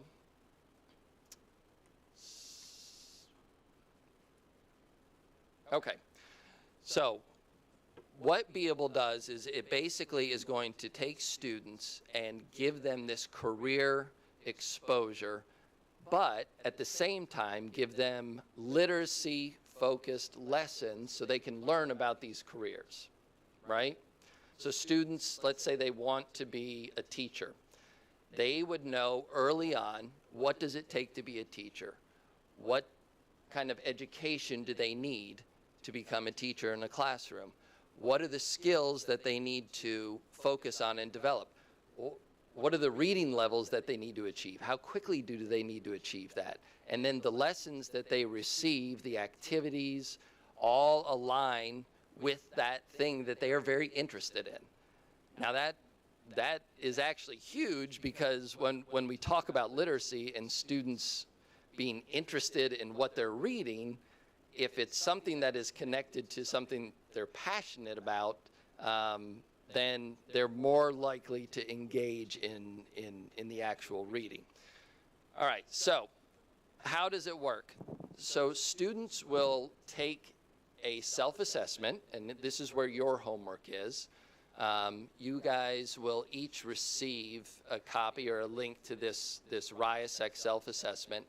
And what students will do is they will complete a number of questions, and then they will receive feedback that basically says your strengths, so kind of coming from an asset-based position, your strengths are you're realistic, you're investigative, you're artistic. And so within each of these 6 areas, students begin to have self-awareness. They begin to have confidence. They begin to say, oh, you know what? I may be really social. I may be really good with building things. I might be realistic. And those are the kinds of things that that they begin to build their confidence around, and they begin to receive these lessons around. All right, another thing that Beable does is helps to support with some of those ideas around confidence and self-awareness. It helps to support students' well-being. So students, their academic well-being, their ability to read and understand what they're reading, and then being able to grow and see their growth, see their reading scores go up and up. It's something that it's exciting. So their academic well-being, their career well-being, their financial well-being. We'll talk a little bit about the financial literacy lessons that are embedded from an early age all the way on through high school. And then their social well-being, working in groups, working with partners, that type of thing. All right, so at this point, I'm going to ask Ms. Kepler to come up to talk about our pilot programs. So Ms. Kepler is from the Curriculum and Instruction. She's one of our ELA coordinators, and she's going to talk about our middle school programs. I'm not as tall as Dr. Henning. Thank you. So on this slide here that you have in front of you, we did a reading growth comparison of students that were using Beable in the focus schools that were identified at the beginning of the school year, so Gateway Middle and Yateman, and did a comparison at each grade level for students then in all of our other middle schools at each grade level who were not engaged in the pilot. So what you see here is that students in 6th grade from our fall to winter STAR reading assessment grew 5 months. Students who were not in the pilot grew 2 months. In 7th grade, our focus pilot schools grew 4 months compared to 3 months. And then in 8th grade, 5 months compared to 3 months. To add on to this, the priority standards with Beable that are supported, so developing and demonstrating comprehension reading skills in response to text, developing an understanding of vocabulary, reading, inferring, and drawing conclusions, and reading on grade level are all priority ELA standards that are intentionally addressed through students' interaction with Beable.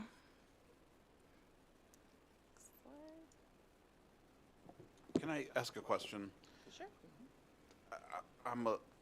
Could you just explain to me how, like practically speaking, this is implemented in the schools? And I mean, I know the pilot, so it's been in the social studies classes, correct? And so the reading assignments that they get in addition to this are social studies reading assignments? The texts that live in Beable are primarily nonfiction texts, which fits in well with social studies standards around interacting with informational text. So not necessarily history or geography related, but in the practices of social studies standards, they fit in. And then there's room to expand where it's used, right? It doesn't have to be limited to one class. So for this focus pilot, it lived in social studies. But really any teacher in any content area could be pulling articles from Beable to utilize in their class based on students' data that they have from the learner profiles that live within Beable.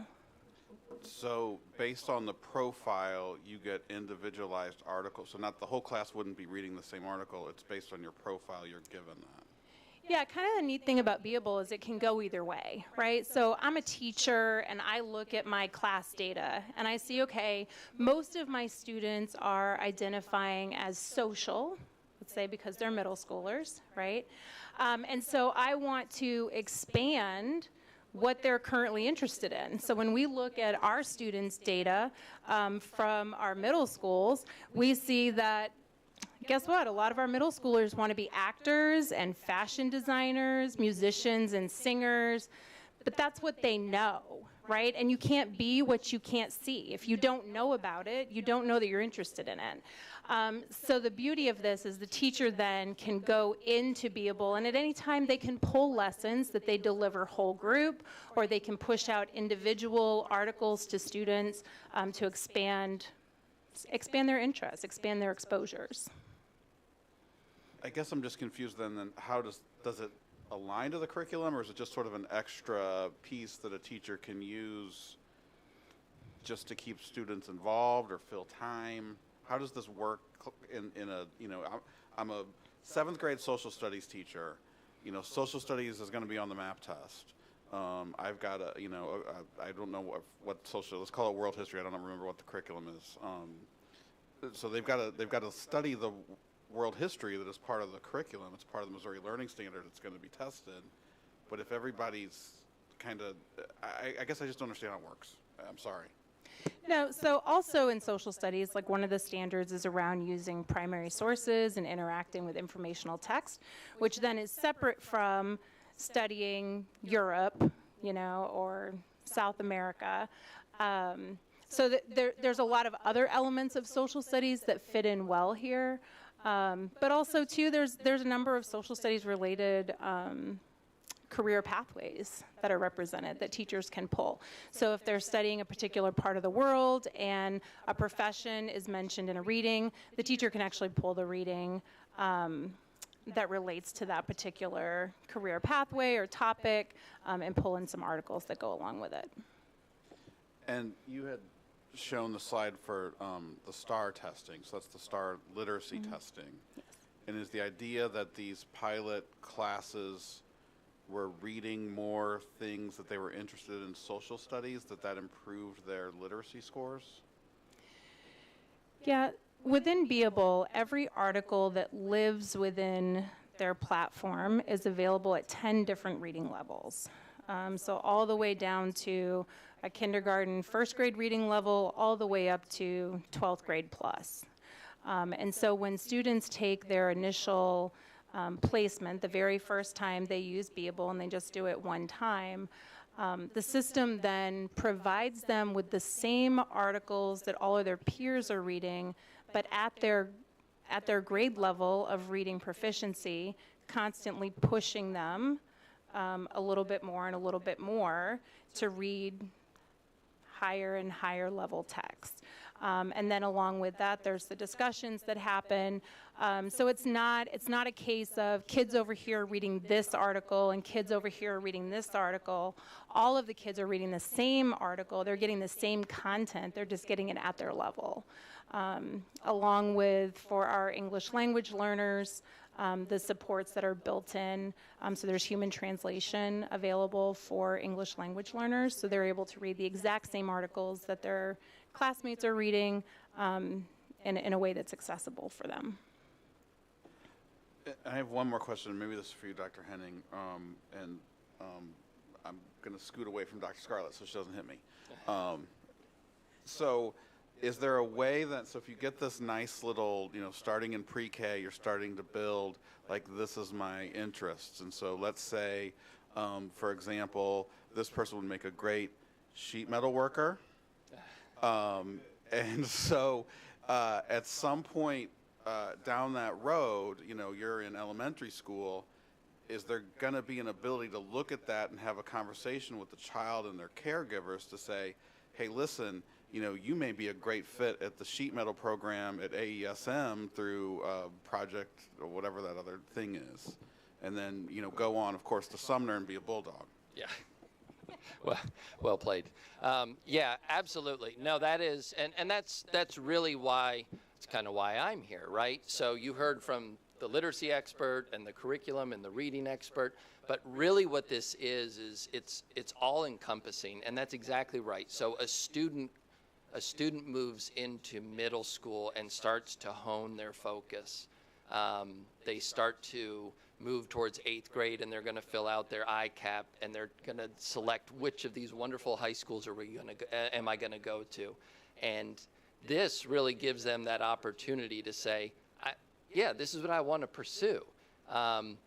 The parent engagement piece as well, some of the things that we saw, we visited one of the schools, I think it was in Cajon Valley, where it all kind of started.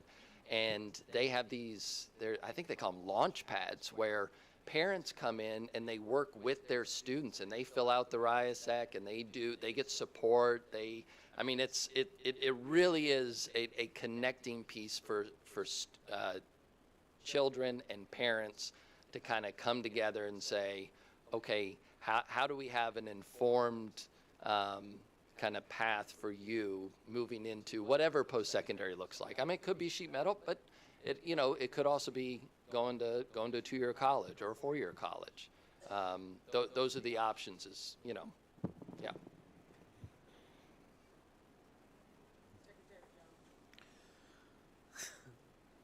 Okay.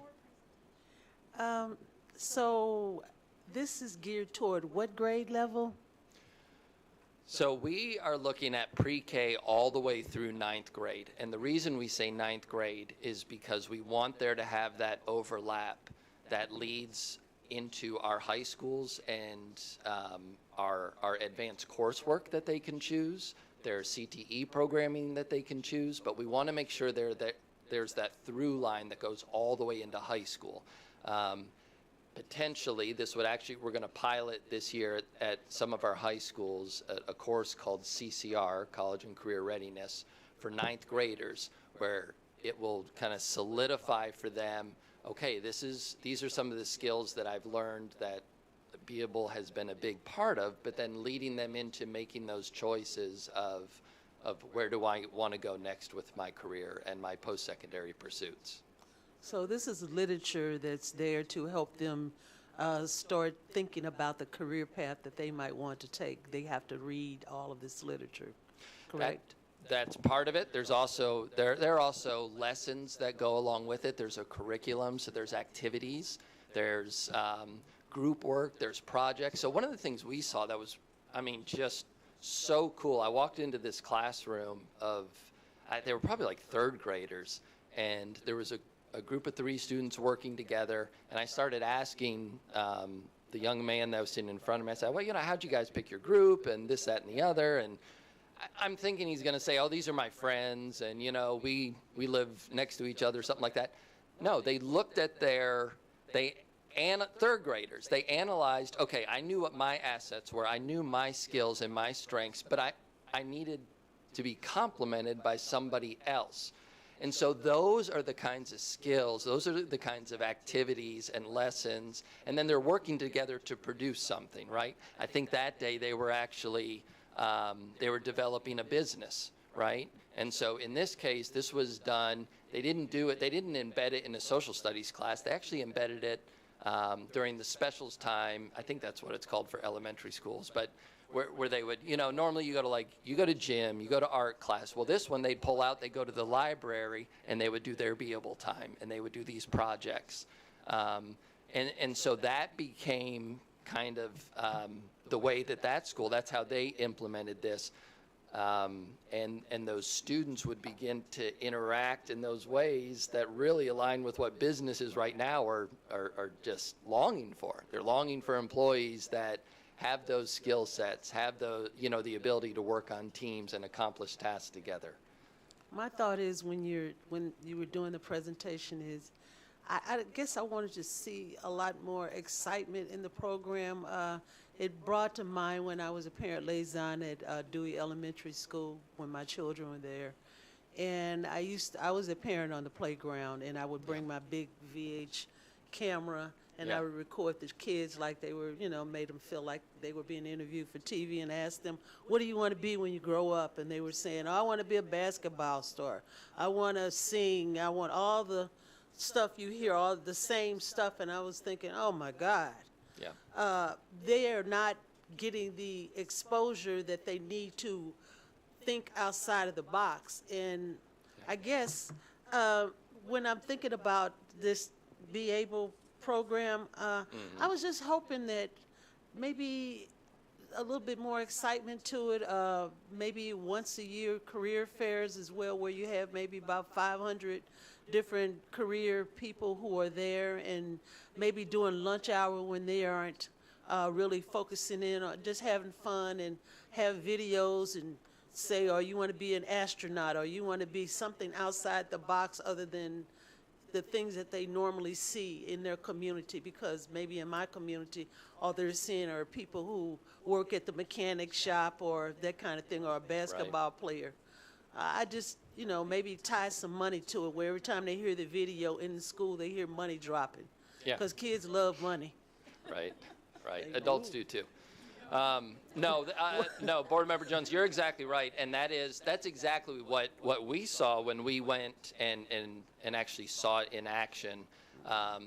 Is exactly what you're talking about. So what they do is they partner with the local businesses. They bring those folks into the schools. They do virtual tours. They do so students can experience, even if they can't go on a field trip, they actually have live cameras and feeds where people are walking around and showing different things, or whatever, whatever the connection is. But that's exactly right. But those are the things that kids are interested in.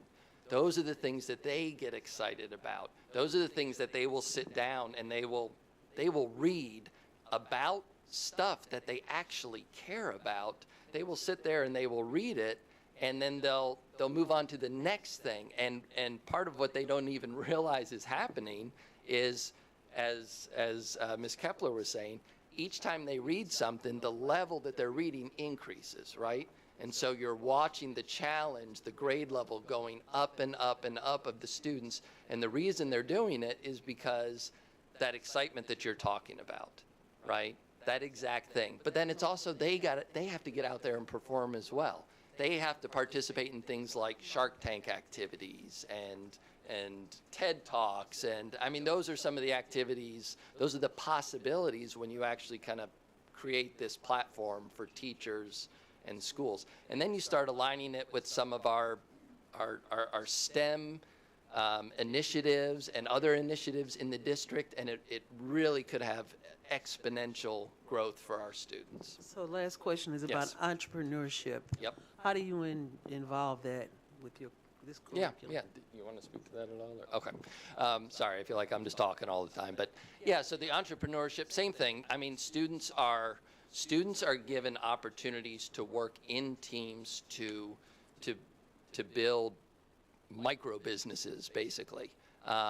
So that's a really important part of this. So from beginning to end, understanding things like goal setting, understanding why to buy something, how to buy something, borrowing money, setting up budgets, and then developing ideas, and then presenting those ideas, and making things artistic and making things exciting, but making them logical. So that's where it ties back to all those letters, right? The R, the I, the A. So different students bring those different assets. But so much of what we do in education is we look at students based on their deficit. We say, you read at this level and you're not on level. You're below basic. We use these things from a deficit position, and I think one of the really exciting things about this is it takes students and says, no, you have value, you have integrity, you have worth, and it reinforces that. And not only do you have worth, here's what you can do with that. So very exciting stuff. I'm glad you brought that up, though. That's excellent. Yep. Yeah, come on.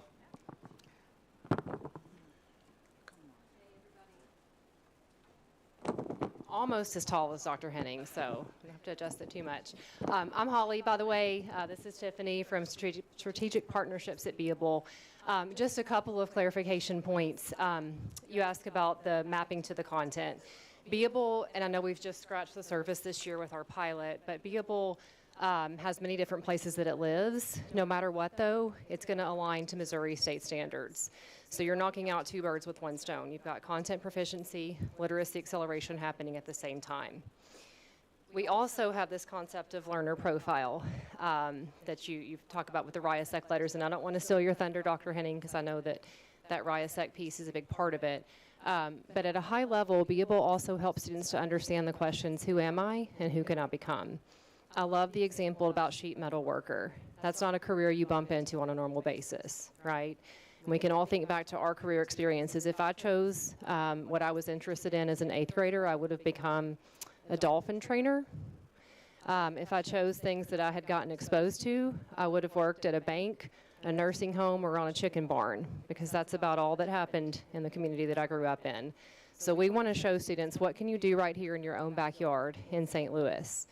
Are you realistic? Are you investigative? Are you artistic? Because what Beable is hinged upon is that we are all a combination of 3 of those letters, and matching interests with letters helps students to understand who am I and who can I become.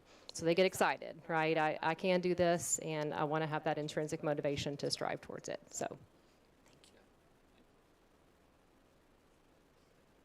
She may have said that a little better than I did, but yeah. Okay, so yeah, that's kind of the gist of it. Did we want to go do some more, or are we kind of short on time here? We probably need to wrap things up. Okay. All right, so we're going to wrap things up. Thank you for your time.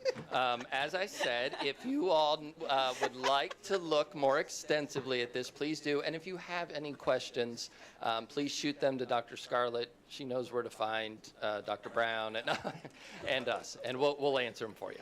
All right, thank you all. Dr. Henny. Oh, yes. I'm sorry. Dr. Henny, I do want to say this.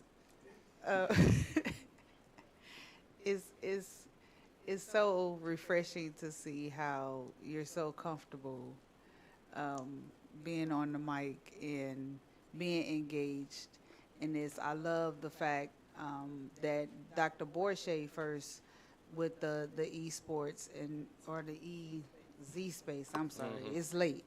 The Zspace and you with the Beable, just how you guys are really trying and working hard to take the district academically to the next level. Yes, to the 21st century. Just looking at, where we were before and how we were in regards to the books, like we're really looking at academics on a completely different level, instead of focusing on having them sit with books in their hand and saying, sit down, read this and go over this chapter.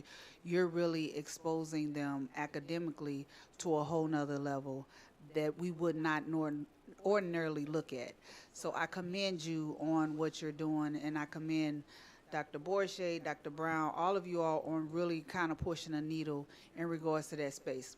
With all of that said, I'm going to now go to the person that I'm sure no one really thinks to really want to go to, but I want to go to Chief Banks. Because my question is, which is a question that needs to be asked, looking at these wonderful things that's being presented to us, it still comes with a price tag. And how does that look regarding the district, regarding our finances, as to what and if this is something that's doable for what we're needing and wanting to try to take the district to, but financially, is this something that's doable for us? Well, thank you for that question.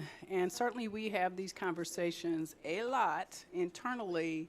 And as we are making shifts in the districts, and I've mentioned in the financial presentation that we are budgeting our strategic values. Certainly everybody knows that it takes money when you are making some significant changes. And one of the comments that I've made is that certainly deficit spending, strategic deficit spending is a short-term strategy. I mean, we don't want to live there, but we are trying to make the best decisions in support of the strategic goals that the district has now adopted. So yes, we've had these conversations. Yes, we know that we need to do some belt tightening in some other areas as we move down this as we're starting to work towards our strategic 5-year plan. Those will be the continued conversations. Thank you. Is there any other questions? I just wanted to ask real quick, have you gotten student feedback about working with Beable? Because I asked my 3 students, but I'd love to know if you're gathering that data as well. Yeah, so students, most of that feedback goes probably directly to their school level administration. You know, and what we're seeing is those students that are participating are, you know, they're scoring higher on their assessments, but we had a couple of folks from the school come with us to go visit this other school district, and one of the teachers was with us, and she said, I remember riding in the car with her, one of the things that she told me was her students, they continue doing the lessons at home on their own, and that's how she knows, that's the feedback that she gets, is that when they're going home and continuing to read on their own beyond what they're supposed to read, that's how you know you got a kid, right? That's how you know they're really excited about learning about something. So, yeah, but that is something, I'm not sure if in the program they actually do surveys or anything like that. They do, okay, yes. So we could actually get you some actual qualitative feedback. Okay, all right, yep. Am I free to go? All right. Thank you. Thank you. Next, we'll have summer learning in Camp SLPS update with Dr. Briscoe, Dr. Sarah Briscoe. Woo! Woo! I see it. Your pants. Go. All right.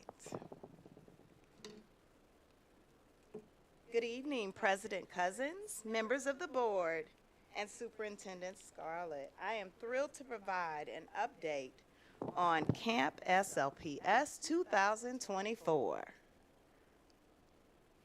Just like a trusty compass, our daily work is consistently guided by the board goals, offering us a clear direction and purpose.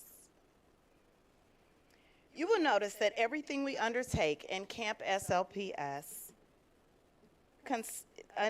everything we undertake in Camp SLPS 2024 is closely aligned to our strategic values. Tonight's agenda includes a comprehensive overview of our summer learning registration process, staffing updates, program highlights, and a glimpse into our remaining budget. Elementary and middle schoolers will prepare to unlock the mysteries of deeper learning. Think, critical thinking, academic discourse, and students directing their own learning like they're the CEOs of education. In high school, we're expanding course options, offering credit recovery, advanced programs, and career technical educational pathways. Remember those burning questions from the last presentation? I've got information and accomplishments. We've planned uniform parent orientations, health partnerships for physicals, and incentives like Camp SLPS t-shirts to boost attendance.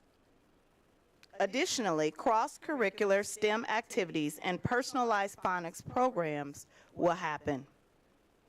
Our goal was to provide you all t-shirts tonight, but ensuring our campers receive theirs first was priority.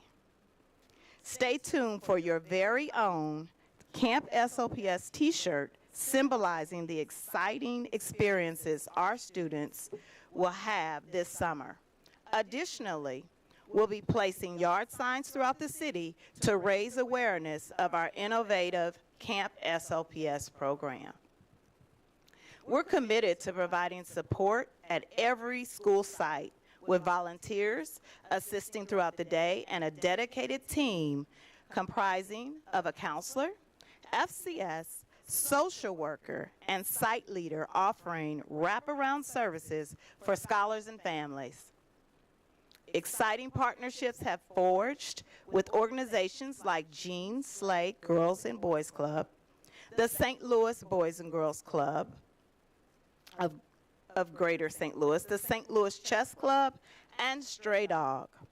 These partnerships not only offer extended opportunities and a safe space for students, but also strengthen our ties with the community, parents, and the school. And in thrilling news, we'll now be offering supplemental and advanced classes to our high school students. This program allows students to learn at their own pace, whether it's faster than others or personalized to meet their specific needs. Our registration numbers are steadily climbing each day, now surpassing 3,200 students who have signed up for summer learning. Here you see a breakdown of the number of students registered per grade level district-wide. Notably, we currently have 19 12th graders enrolled. However, it's worth highlighting that we have Saturday school in process with over 77 seniors actively participating and making strides towards graduation. We've received an overwhelming response from staff applicants with over 1,000 interested individuals, including 487 classroom teachers eager to contribute. This year was also the first year staff members had an option to work 2 sessions. Our screening process is well underway for selections to ensure we have the most enthusiastic and energetic team attainable. Our STEM focus for Camp SLPS 2024 is in full swing, with engaging maker labs designed to enhance student skills in science, technology, engineering, and math across grade levels. Embark on a journey with us to discover what awaits our students this summer. Our first and second graders will delve into STEM maker labs, plot coasters, and flight lab, tapping into their potential as budding engineers and pilots. Throughout these engaging activities, they'll develop key skills including collaboration, essential for vocabulary development, engineering design, English language arts at a higher depth of knowledge, and understanding force and motion and exploring geometry. For our 3rd through 5th graders, Maker Lab Spacecation and Open Mic await, offering opportunities to explore Earth's place in the universe and space systems, delving into art and sketching to design inventions and tackling measurement and data analysis. And for our middle schoolers, the excitement continues with eBirds and STEM Maker Lab. They'll delve into mechanical engineering, biology engineering design, physics, and engineering entrepreneurship, paving the way for future innovations. Now, I would not be doing this innovative curriculum justice if I didn't give you a glimpse of what students will experience. Check out the video to see it for yourself.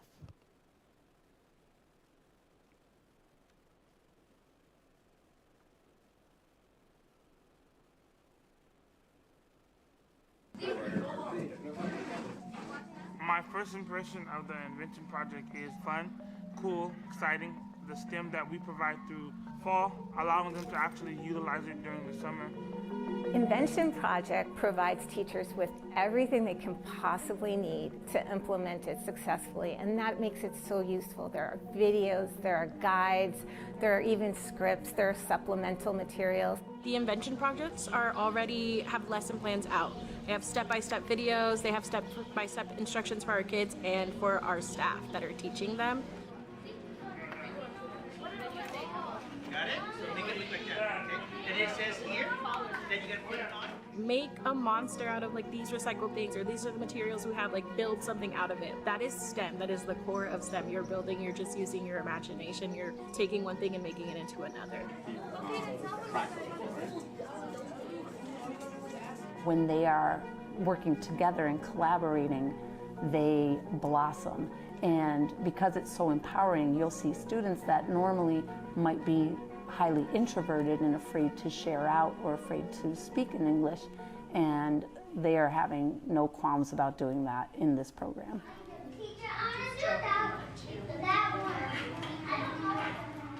And they see videos of real live scientists and people who are walking them through what to do. And no longer is language that barrier. ¿Qué es? Es un carro que limpia, en inglés o español. ¿En español? Es un carro que limpia solo. So his invention is a car that can clean itself. So it's got retractable arms in it that can spray water, and it's got brushes on the bottom and stuff like that. Para que las calles estén más limpias. Yeah, he was saying because the streets can be dirty sometimes, and he wants to have a clean car.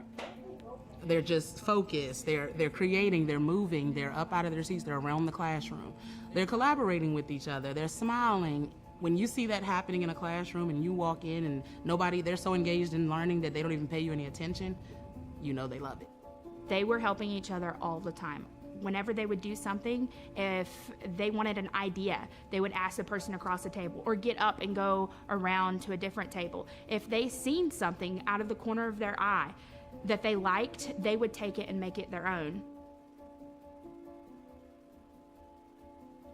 So I was able to see students that I had taught in the summer school increase confidence. And when teachers are asking them questions like, can someone explain what a habitat is?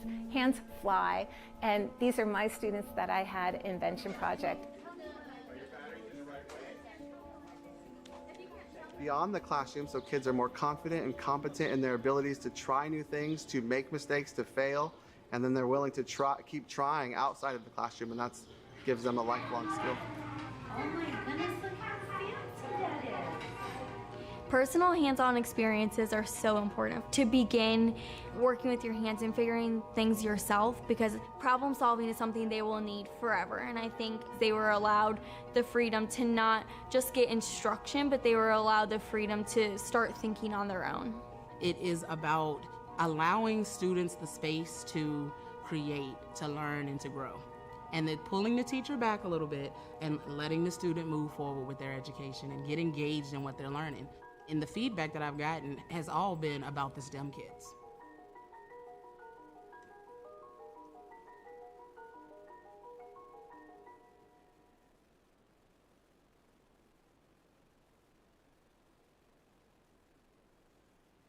In support of our reading initiative, second and third graders will participate in an accelerated reading achievement program equipped with personalized, decodable readers and video lessons.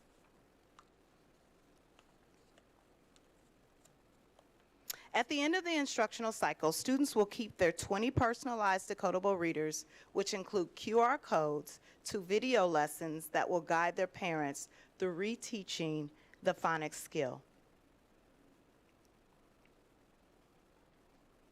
Students in high school will have an opportunity to virtually enroll in high school credit recovery, supplemental programs, and advanced courses through our online personal learning platform, allowing them to work at their own pace.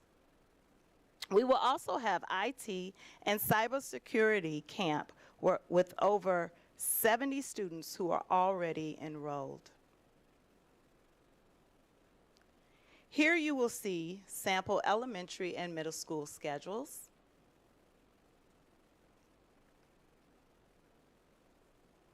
And here's a breakdown of our remaining operation budget for summer learning, excluding transportation and salaries and benefits.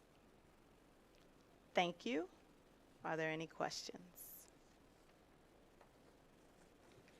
On your timeline, it didn't include, I guess, communication with families that were enrolled. Is there a time what's the timeline for notifying the families which sites they'll be located at, and I guess transportation? Yes. Families were notified last week. We sent out newsletters via email, and postcards are still to come during this week to go out. Transportation, they do a rollover weekly, and I think May 10th those letters will go out to all families.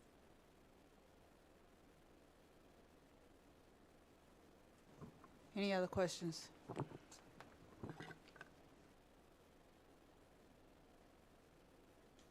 Thank you. Thank you, Dr. Briscoe. Come on, airplane.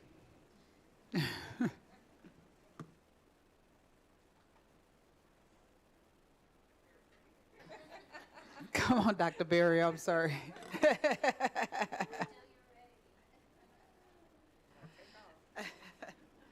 I think they purposely put you last, Dr. Berry. They couldn't top you, Dr. Berry. Oh, well, thank you. Good evening. We know it's getting late. We are going to quickly present to you. I will not be presenting this evening. Beth Davy, she will come. She's going to also bring salutations, and then she'll present over 2 initiatives that we have. She is our Grow Your Own project manager. I'd like to introduce to you Miss Beth Davy.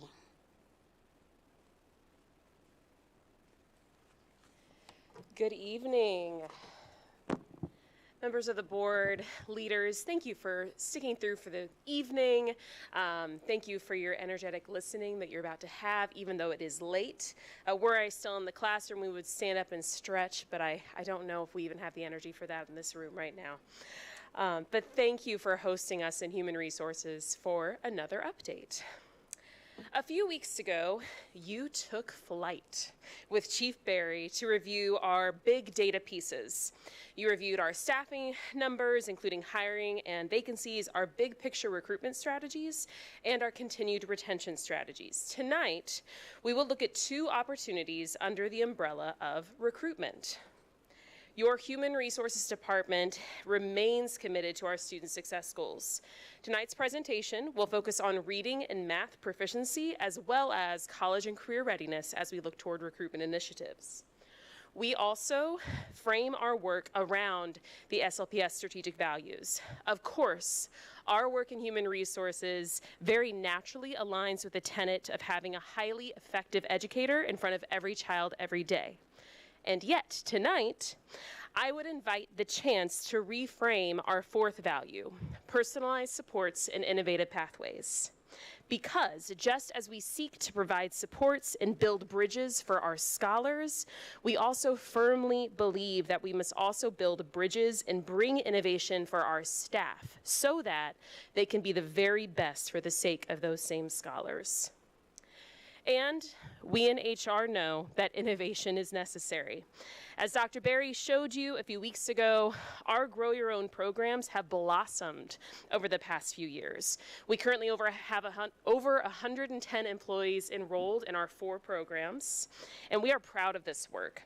But we also know that our need for certified teachers in St. Louis Public Schools outpaces the graduates each year from these alternative certification pathways.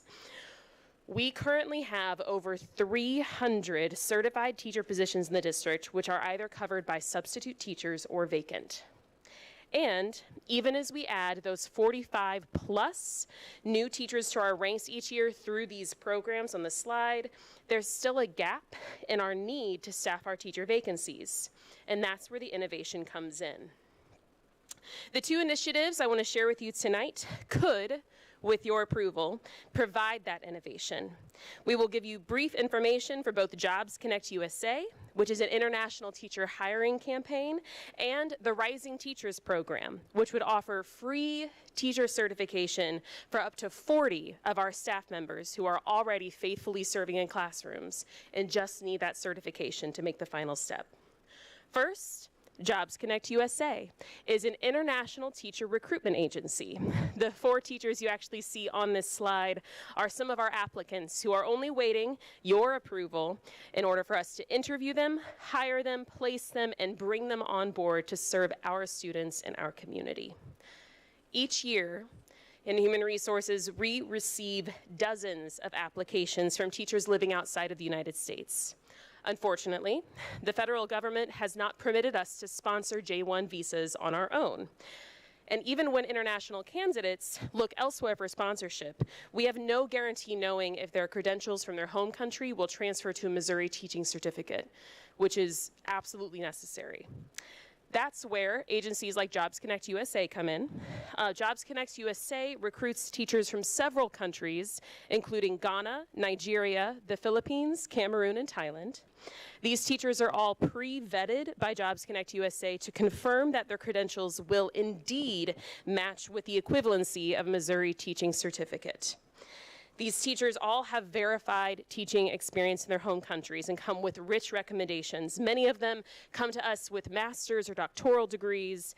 Jobs Connect USA also evaluates each candidate for English proficiency, and they run extensive background checks and interview processes for each teacher. We also treasure that this agency helps the teachers with that J-1 visa paperwork. And pending the timeline of those visa applications, if you approve, teachers could be ready and in front of our kids in August of this year. Jobs Connect also provides additional supports for teachers coming to the U.S. We value supporting our teachers just like we want to support our kids, right? And Jobs Connect will meet them at the airport, give them transportation for the week that they're being onboarded onto U.S. soil. They pre-scout suitable rental properties. They help them sign leasing agreements. They help them complete their fingerprinting, their tuberculosis testing, their Social Security applications, and their bank accounts, all from within that organization. And the great news is that this is at no cost to the St. Louis Public Schools, to this agency. It does cost candidates $4,000 to work with Jobs Connect for these comprehensive supports that we already mentioned, but we found upon research that this is at least $10,000 less than other international teacher hiring agencies. And so, in reviewing our current vacancies, we in Human Resources would propose to you that we utilize the Jobs Connect USA teachers in the following high-need vacancies: upper elementary, middle school math, and middle school science. We believe that these priority content areas closely align with our student success goals by making sure we have experienced and certified teachers for early literacy acquisition, as well as rich instruction in STEM fields as related to college and career readiness. And as you can see, the number of positions that are vacant or filled by a substitute teacher is vast, and we could address this immediately. We'd like to offer you a few considerations as you make your decision. The great news is that our neighbors in Riverview Gardens successfully utilized Jobs Connect USA this past year, starting in August, and they have 25 teachers succeeding in their district. In fact, one of their school's Teachers of the Year was from Jobs Connect this year.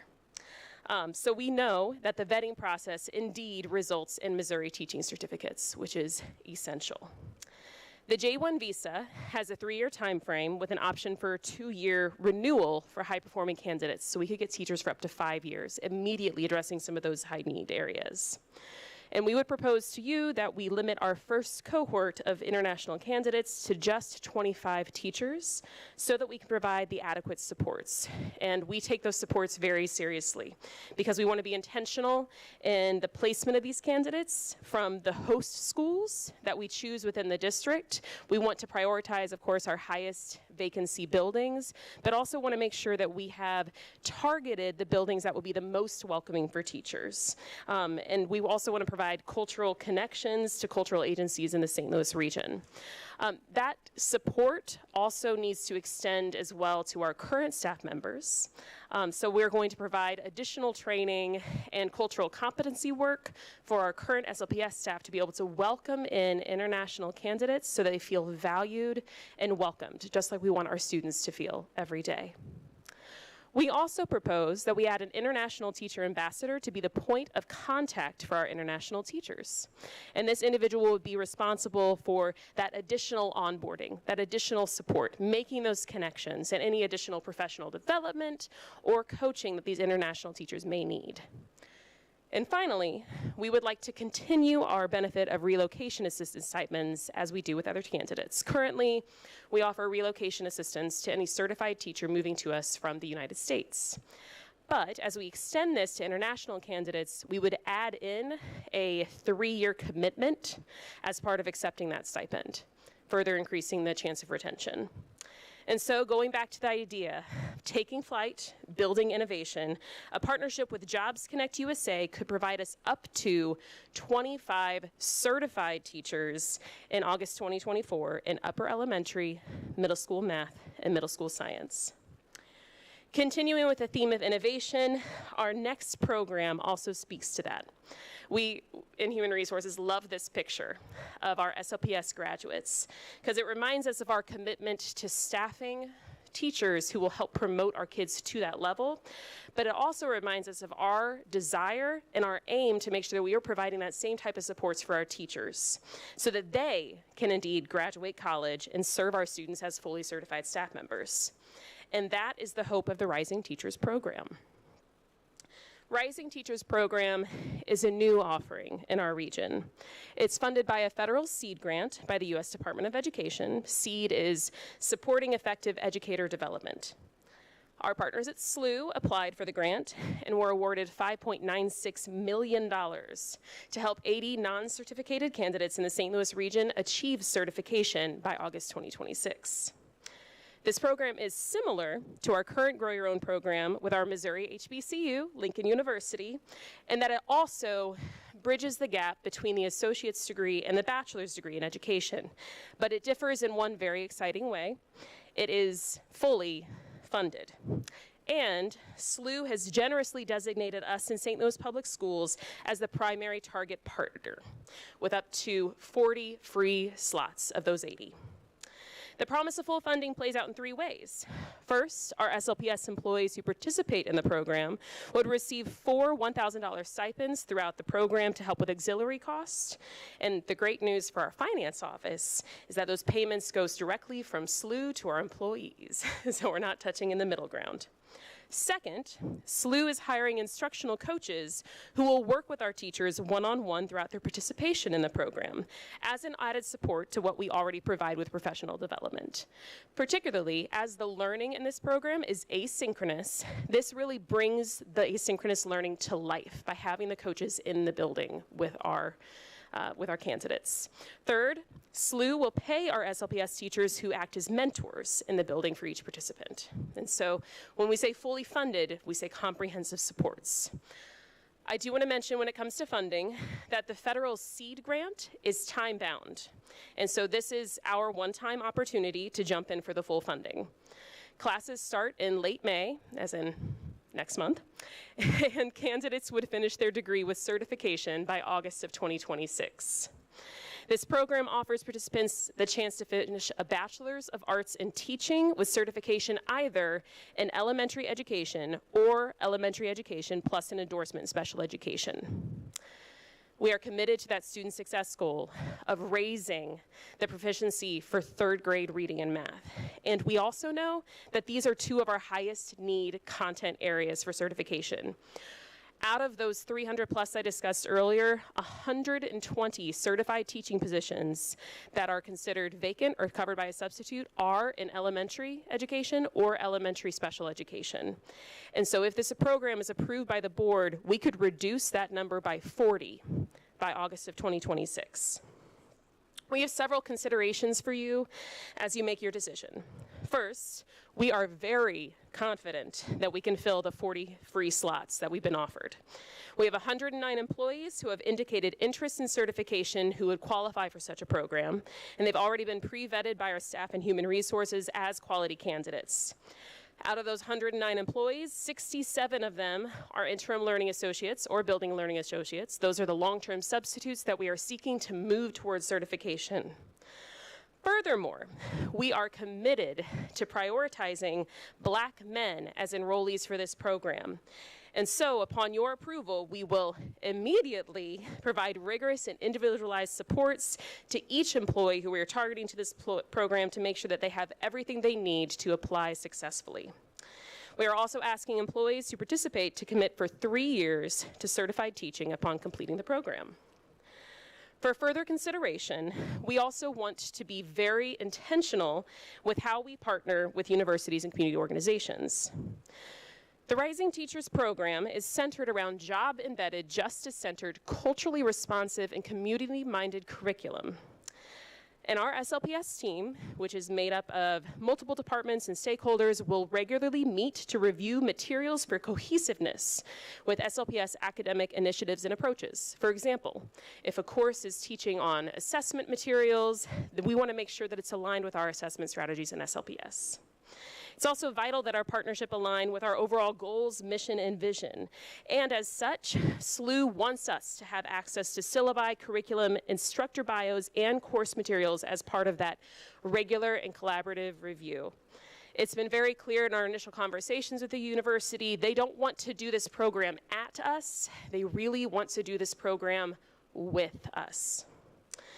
We also, out of respect for our board and our community, value protecting our data. As such, we have built into the Memorandum of Understanding a provision that SLU will not share any data from the program outside of what they will be required to report back to the U.S. Department of Education as part of the grant. This means that no SLPS data will be shared with any other research arm of the university, nor with any research of SLU graduate students, doctoral candidates, or faculty. SLU is deeply committed to honoring this provision. Finally, I want to take us back to that data that Chief Barry flew you through a few weeks ago. But I did something different. What we did is we took the data you looked at for our current Grow Your Own programs, but we isolated it only to candidates who were with SLPS before they started the certification journey. And what we can see from this data, those retention numbers, is that when SLPS employees join these programs, they stay with SLPS. We believe that approval of the Rising Teachers program would follow that same encouraging pattern, which would give us up to 40 certified teachers in August 2026 who will stay to serve our scholars and our community. HR is committed to filling our certified teaching vacancies with the best candidates for the sake of our kids. Thank you for considering these two programs, and I would welcome any questions that you have. Vice President Davis, 'cause I'm sure you I was have actually some. told I wasn't allowed to ask any questions because of time, but actually I don't have any questions. Just a wonderful presentation. I did talk to two principals that I ran into, and I was like, how's it going? What do you need? And they all said certified teachers. They're middle school principals. So to see the innovation, the enthusiasm, the integrity that which you're going with this, because not all teacher pipelines have had such integrity in the past, is just really refreshing. So thank you, HR. It was wonderful. I always like to go back to the HR audit that was done. The blue ribbon definitely goes to the two co-chiefs. Excellent work, HR. Keep up the great work. You guys are definitely listening, especially on the data sharing. Excellent, excellent. Good luck, and I hope it turns out. I think it will, especially it sounds like a mini Dr. Berry up here presenting before us. You was trying to get that flight attendant voice that she gave us. But no, excellent work. Thank you, ladies. Any other questions or comments? Board Member Sadie. Thank you so much for the presentation.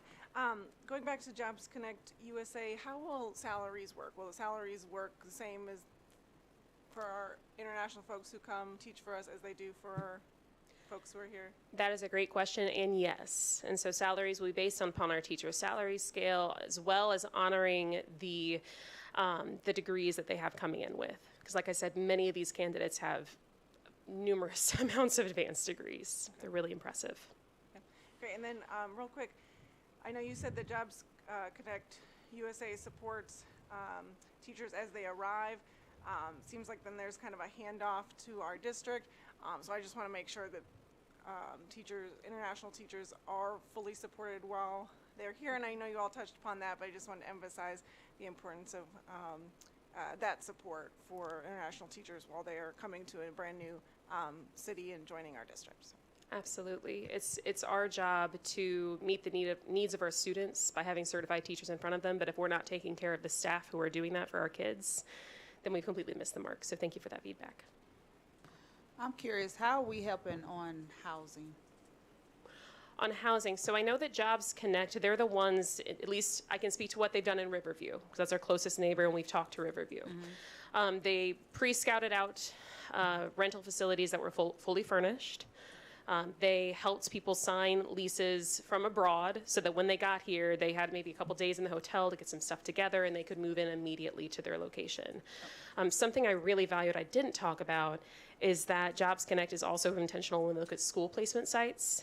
And so it's not necessarily like they want to house all international teachers in one space. Because if we have a teacher serving at Nance versus at Lyon, that is a very different kind of transportation opportunity, as well as housing need based on distance.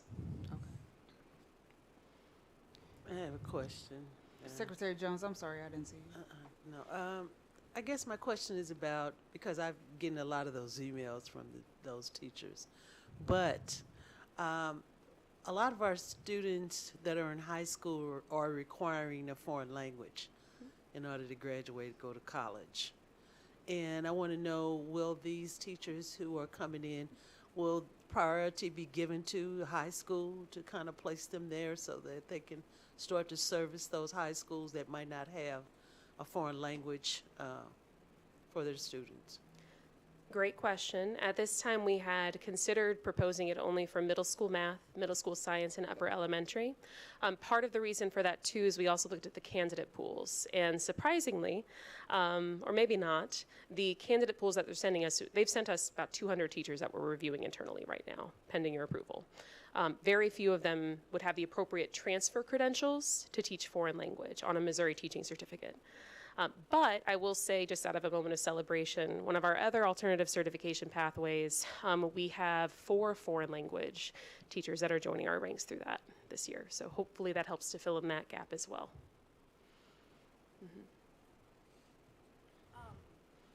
They don't get to bring their families, right? I'm so sorry. Sorry. They don't get to bring their families. It's just one person? They do get to bring their families. So it's the J1 visa is for the lead person, and spouse and any dependents have another letter and number order that I can't remember. But yes, they can bring their families. That's really and so at that point, we would also want to talk about enrolling families and being as welcoming as we possibly can. Yes. And will you be, I know you've said cultural competency in response to international students, but also are we going to work with them on cultural competency and entering a district that is primarily African American? And I know Absolutely. there's a lot of stuff Absolutely. going on And I think education can manifest itself differently in every community and every school. And so part of bringing in new teachers to SLPS always is branding what is SLPS and what are we about. Now, the way we do that might be a little more attuned, particularly for this group of international teachers. But yes, we will be providing as well as, and I don't want to necessarily call it cultural competency training, but I will call it cultural value training to make sure that we are promoting who we are as well. And that'll be part of the job of that international teacher ambassador, as we discussed.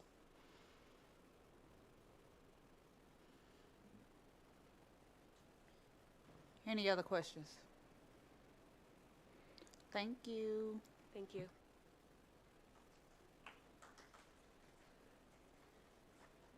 Really, Chief Doge. Now for the May consent agenda. Is there any questions for the May consent agenda?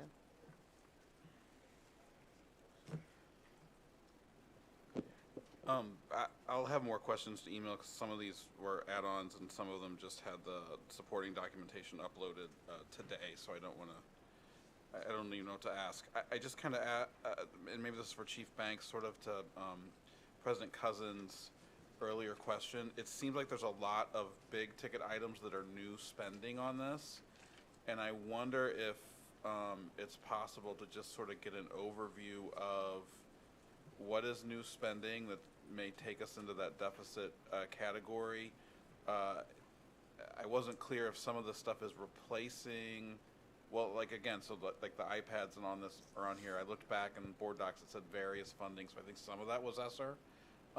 So I don't know if there's just an analysis of, because this is a lot. I mean, I counted up like $40 million of new spending on here, which is a little sticker shock than what we're used to. But I also know that we're in good financial shape, and that may not even be deficit spending.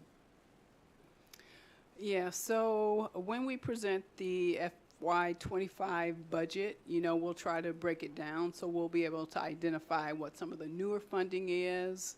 But there are some things, as you know, with our various partners, as they're going through kind of a process where we're really paring down on some of the things that we're doing that may not align so well. So yes, that's something that we're trying to really highlight in the 25 budget presentation.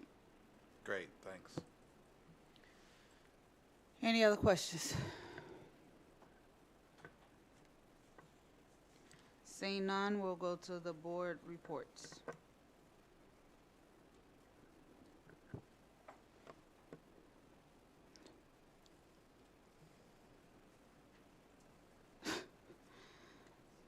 Vice President Davis, I'm sure you have a report.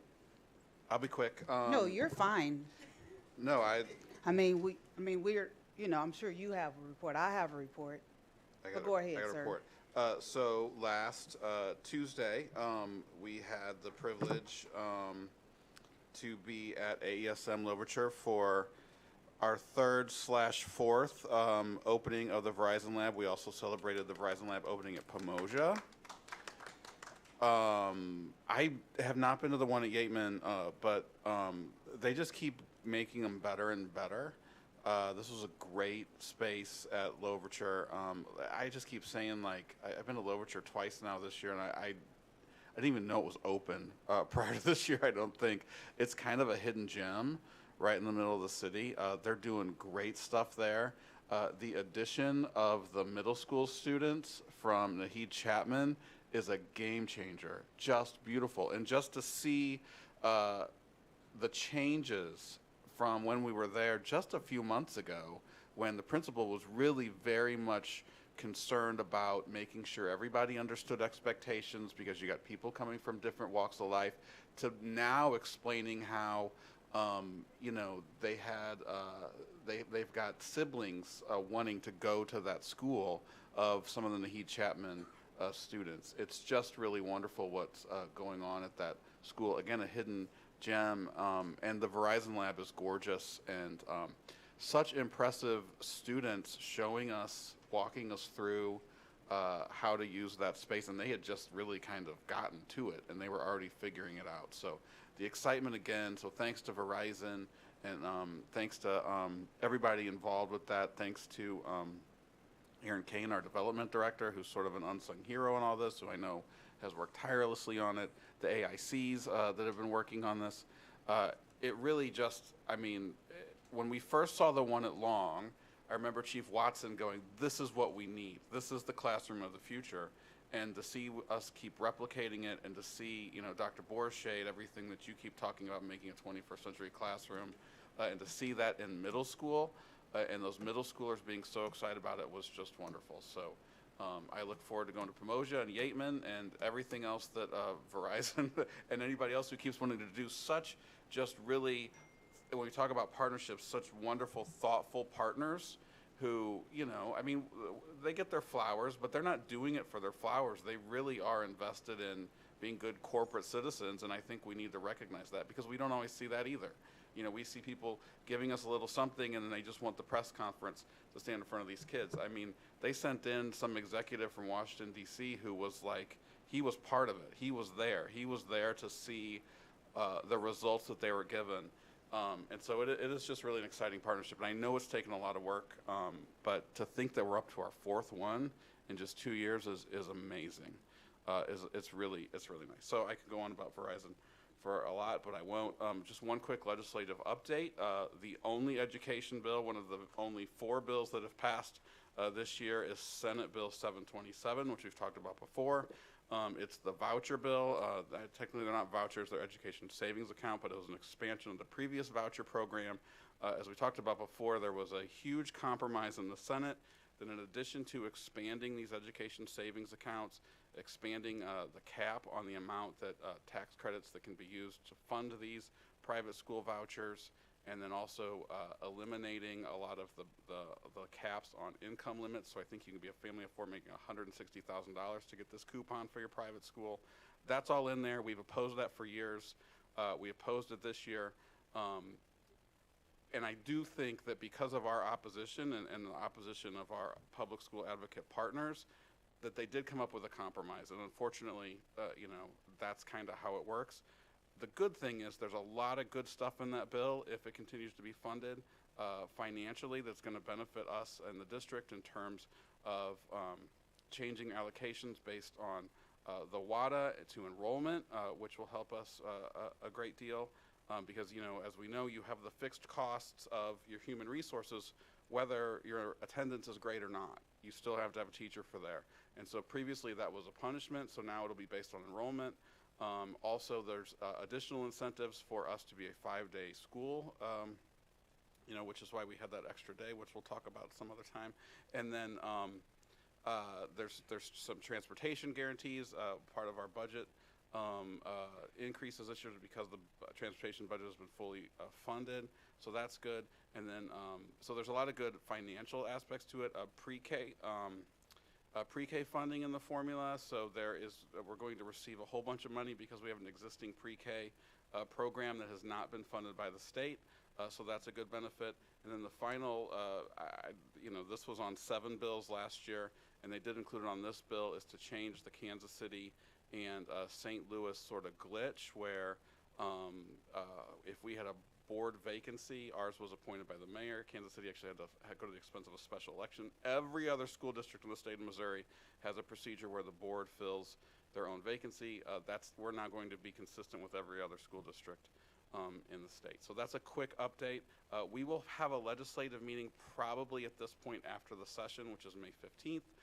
They have to pass a budget, I think, in the next 2 weeks, and they haven't done that yet, so they've got a lot of work to do. They also have to do a federal Medicaid reimbursement, which is very controversial and has gummed up the Senate. So it's not likely that any other education-related bills are going to be passed. It's always possible. We're going to continue to monitor it. As we talked about the retirement changes bill, we're going to continue to monitor that, but we do think we have agreement that they're going to kick that to next year, and we'll have time to work with the retirement plan and the union to come up with a compromise bill for next year. So that's a lot. So probably not till after May 15th will we have a very long, in-depth, comprehensive legislative meeting in which we'll also revisit our 4 priorities, and we can sort of start planning for the next year. So. Thank you, Vice President Davis, for your board report. I want to add to the report that you gave on the Verizon Lab. I do want to talk about Dr. Hunt. I know she was actually started it at, she really was adamant about doing the Verizon Lab at Long School, and at the time he was the president of the board, President Davis and Secretary Jones was adamant about going to see the lab. They was very impressed, and at one point they were trying, it was some type of way that it was trying to be bottlenecked to stop actually moving forward with the collaboration between Verizon. And we had Miss Paris Bateman, Miss Paris Bateman at Yeaman, who was really fighting. We actually had them come and present before the board the impact that this program really would have if we pushed forward with it, to have it at Yeaman. And it was very successful at Yeaman. And we wanted to kind of get data and input from the impact that the program had from Yeaman. So before I went and had the opportunity to do the ribbon cutting ceremony at Lovinger, I wanted to get kind of the information from how the turnaround came from before the Verizon Lab was at Yeaman and since the Verizon Lab have been at Yeaman. And she kind of gave me the numbers of the enrollment for Yeaman. And it's just showed me the impact that it had, not only at Yeaman, but also the culture change that it gave. It keeps taking me back to Dr. Borshade and trying to elevate our students. You continue to hear what people saying is not happening at St. Louis Public School, and we need to really push and tell our story. and to hear the love that the teachers, the principal, I think Mr. Crumble actually just received an award from Better Family Life for his stewardship and how hard he's been working with his staff at Yeaman. But to hear the impact that they've actually had with the students, in August 31st of 2022, the enrollment at Yeaman was 230 students. December 20th, 2022, the enrollment increased to 271. That's when the lab actually started. They started working on the lab. The help of Chief Watson and his team and the collaboration with Verizon, they started building out this lab. In April 10th, 2023, the enrollment went to 286. The completion of the lab started in April 31st, 2023. The students were engaged. We had a ribbon cutting ceremony. It took a long time, but we had one. The enrollment went to 256. December 20th, 2023, enrollment increased to 300. April 10th, 2024, enrollment was 330 students. This was at Yeaman Middle School. This was the school that everyone ruled out. This was the school that and I can say it because that's my neighborhood, the roughest of the rough. Everybody know the story. The kid walked, they did the kids so wrong. They didn't care for the kids, so on and so forth. But this is what resources and impact and capacity building looks like. And it all started just with the Verizon lab and an instructional coordinator fighting for the betterment of the students. They now have almost 400 students in the middle school. And they are so excited about their children.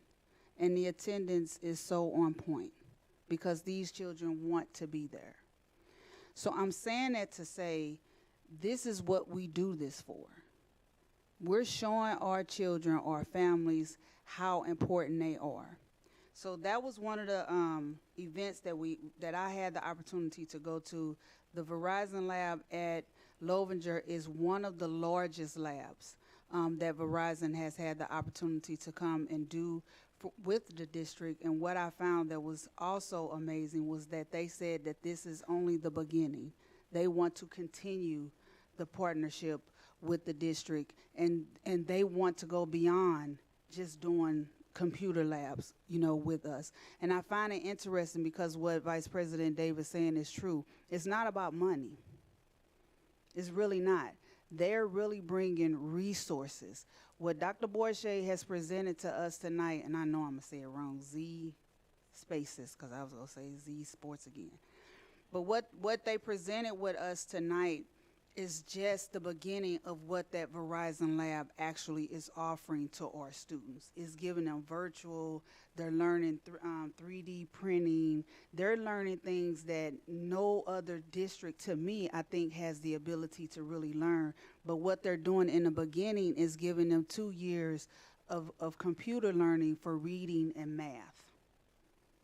And then we take them to the next level. So I think that's huge, and I think those are things that we need to start celebrating and bringing to the forefront. That seems to be a challenge that we aren't doing. The other thing I want to report on, Secretary Jones and Board Member Hikes and Local 420 came, and this all came from the student in transition, Dr. Deidre Thomas Murray, as well as Vice President Davis, because unbeknownst to some of you all, there is a legislative subcommittee that Chief Carla Dozier sit on as well with myself. But we are part of this subcommittee that part of our assignment was housing. And before Secretary Jones and Tracy, Board Member Heights came, and the issue was two top issues that we knew that the district was challenged with. I'm looking at Henny because he gets excited about this. But our CTE program, Secretary Jones has always talked about how we can have or should have our state-of-the-art trade school. So one of the things that was approached to us was how do we transform from the citywide plan, how do we transform or repurpose our schools? So Northwest was always supposed to be earmarked to repurpose as part of that building to be a CTE or a trade school. Well, came from the citywide plan. One of the recommendations was how to properly repurpose our buildings. Came from the who is he? No. Legislative committee, the housing portion. One of the major issues that a lot of people don't realize is we have over 500 of our students that are unaccompanied youth. Let that sit in. 500 of our children that we know about are unaccompanied youth. What does that mean? They're either going house to house, sleeping in the park, sleeping on the street. We don't know. But we're servicing them the best way that we can. So we've come up, based on Secretary Jones, Board Member Hikes, based on all of the different committees and everything that we've worked through, and meeting with Congresswoman Bush and several other entities, we are working tirelessly to try to move forward and come up with an ultimate repurposing of Northwest facilities. So I'm saying this as part of my report because I want to make sure I make it clear. I didn't do it. Secretary Jones, Board Member Hikes, from the Legislative Committee, Chief Dozier, Dr. Deidre Thomas-Murray, Ms. Aaron, as well as Gloria. Various people have really come together for us to really try to come up with a way to fix the problems within the St. Louis Public Schools, as well as the community. So we're pushing, we're asking for support and thoughts to ensure that we get this grant to move forward with this project. The other thing that I wanted to report on is that we are also pushing for the real estate committee. We know that there has been a lot of questions in regards to the real estate committee. The real estate committee will now be moving to have bi-weekly meetings. Is that safe to say, Chief Watson? And Superintendent Scarlett, we will be having bi-weekly meetings, and the meetings will be publicized so that we will have presenters when we have people that will speak on doing whatever potential development that will be occurring. They will be coming to do presentations before the real estate committee, and that will be publicized. And I think that's all I have in regards to my report. Is there any other reports? Oh, man. I'll make it quick. Oh, you got a report? Oh. I'll just make it quick. I just want to say I attended the Listen and Learn session at Roosevelt High School last Tuesday, and I just wanted to thank the parents and community members who did come to share their experiences and provide feedback for the district. I know we have other sessions coming up, and I look forward to seeing community members there as well. Thank you. I second her report. Is there a motion to adjourn? So moved. Ms. Henry. Ms. Henry.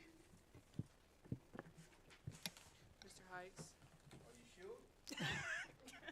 Yes. Ms. Weiss? Yes. Ms. Hubbard? Yes. Ms. Jones? Yes. Mr. Davis? Mr. Davis? Oh, yes. Ms. Cousins? Yes. We are adjourned.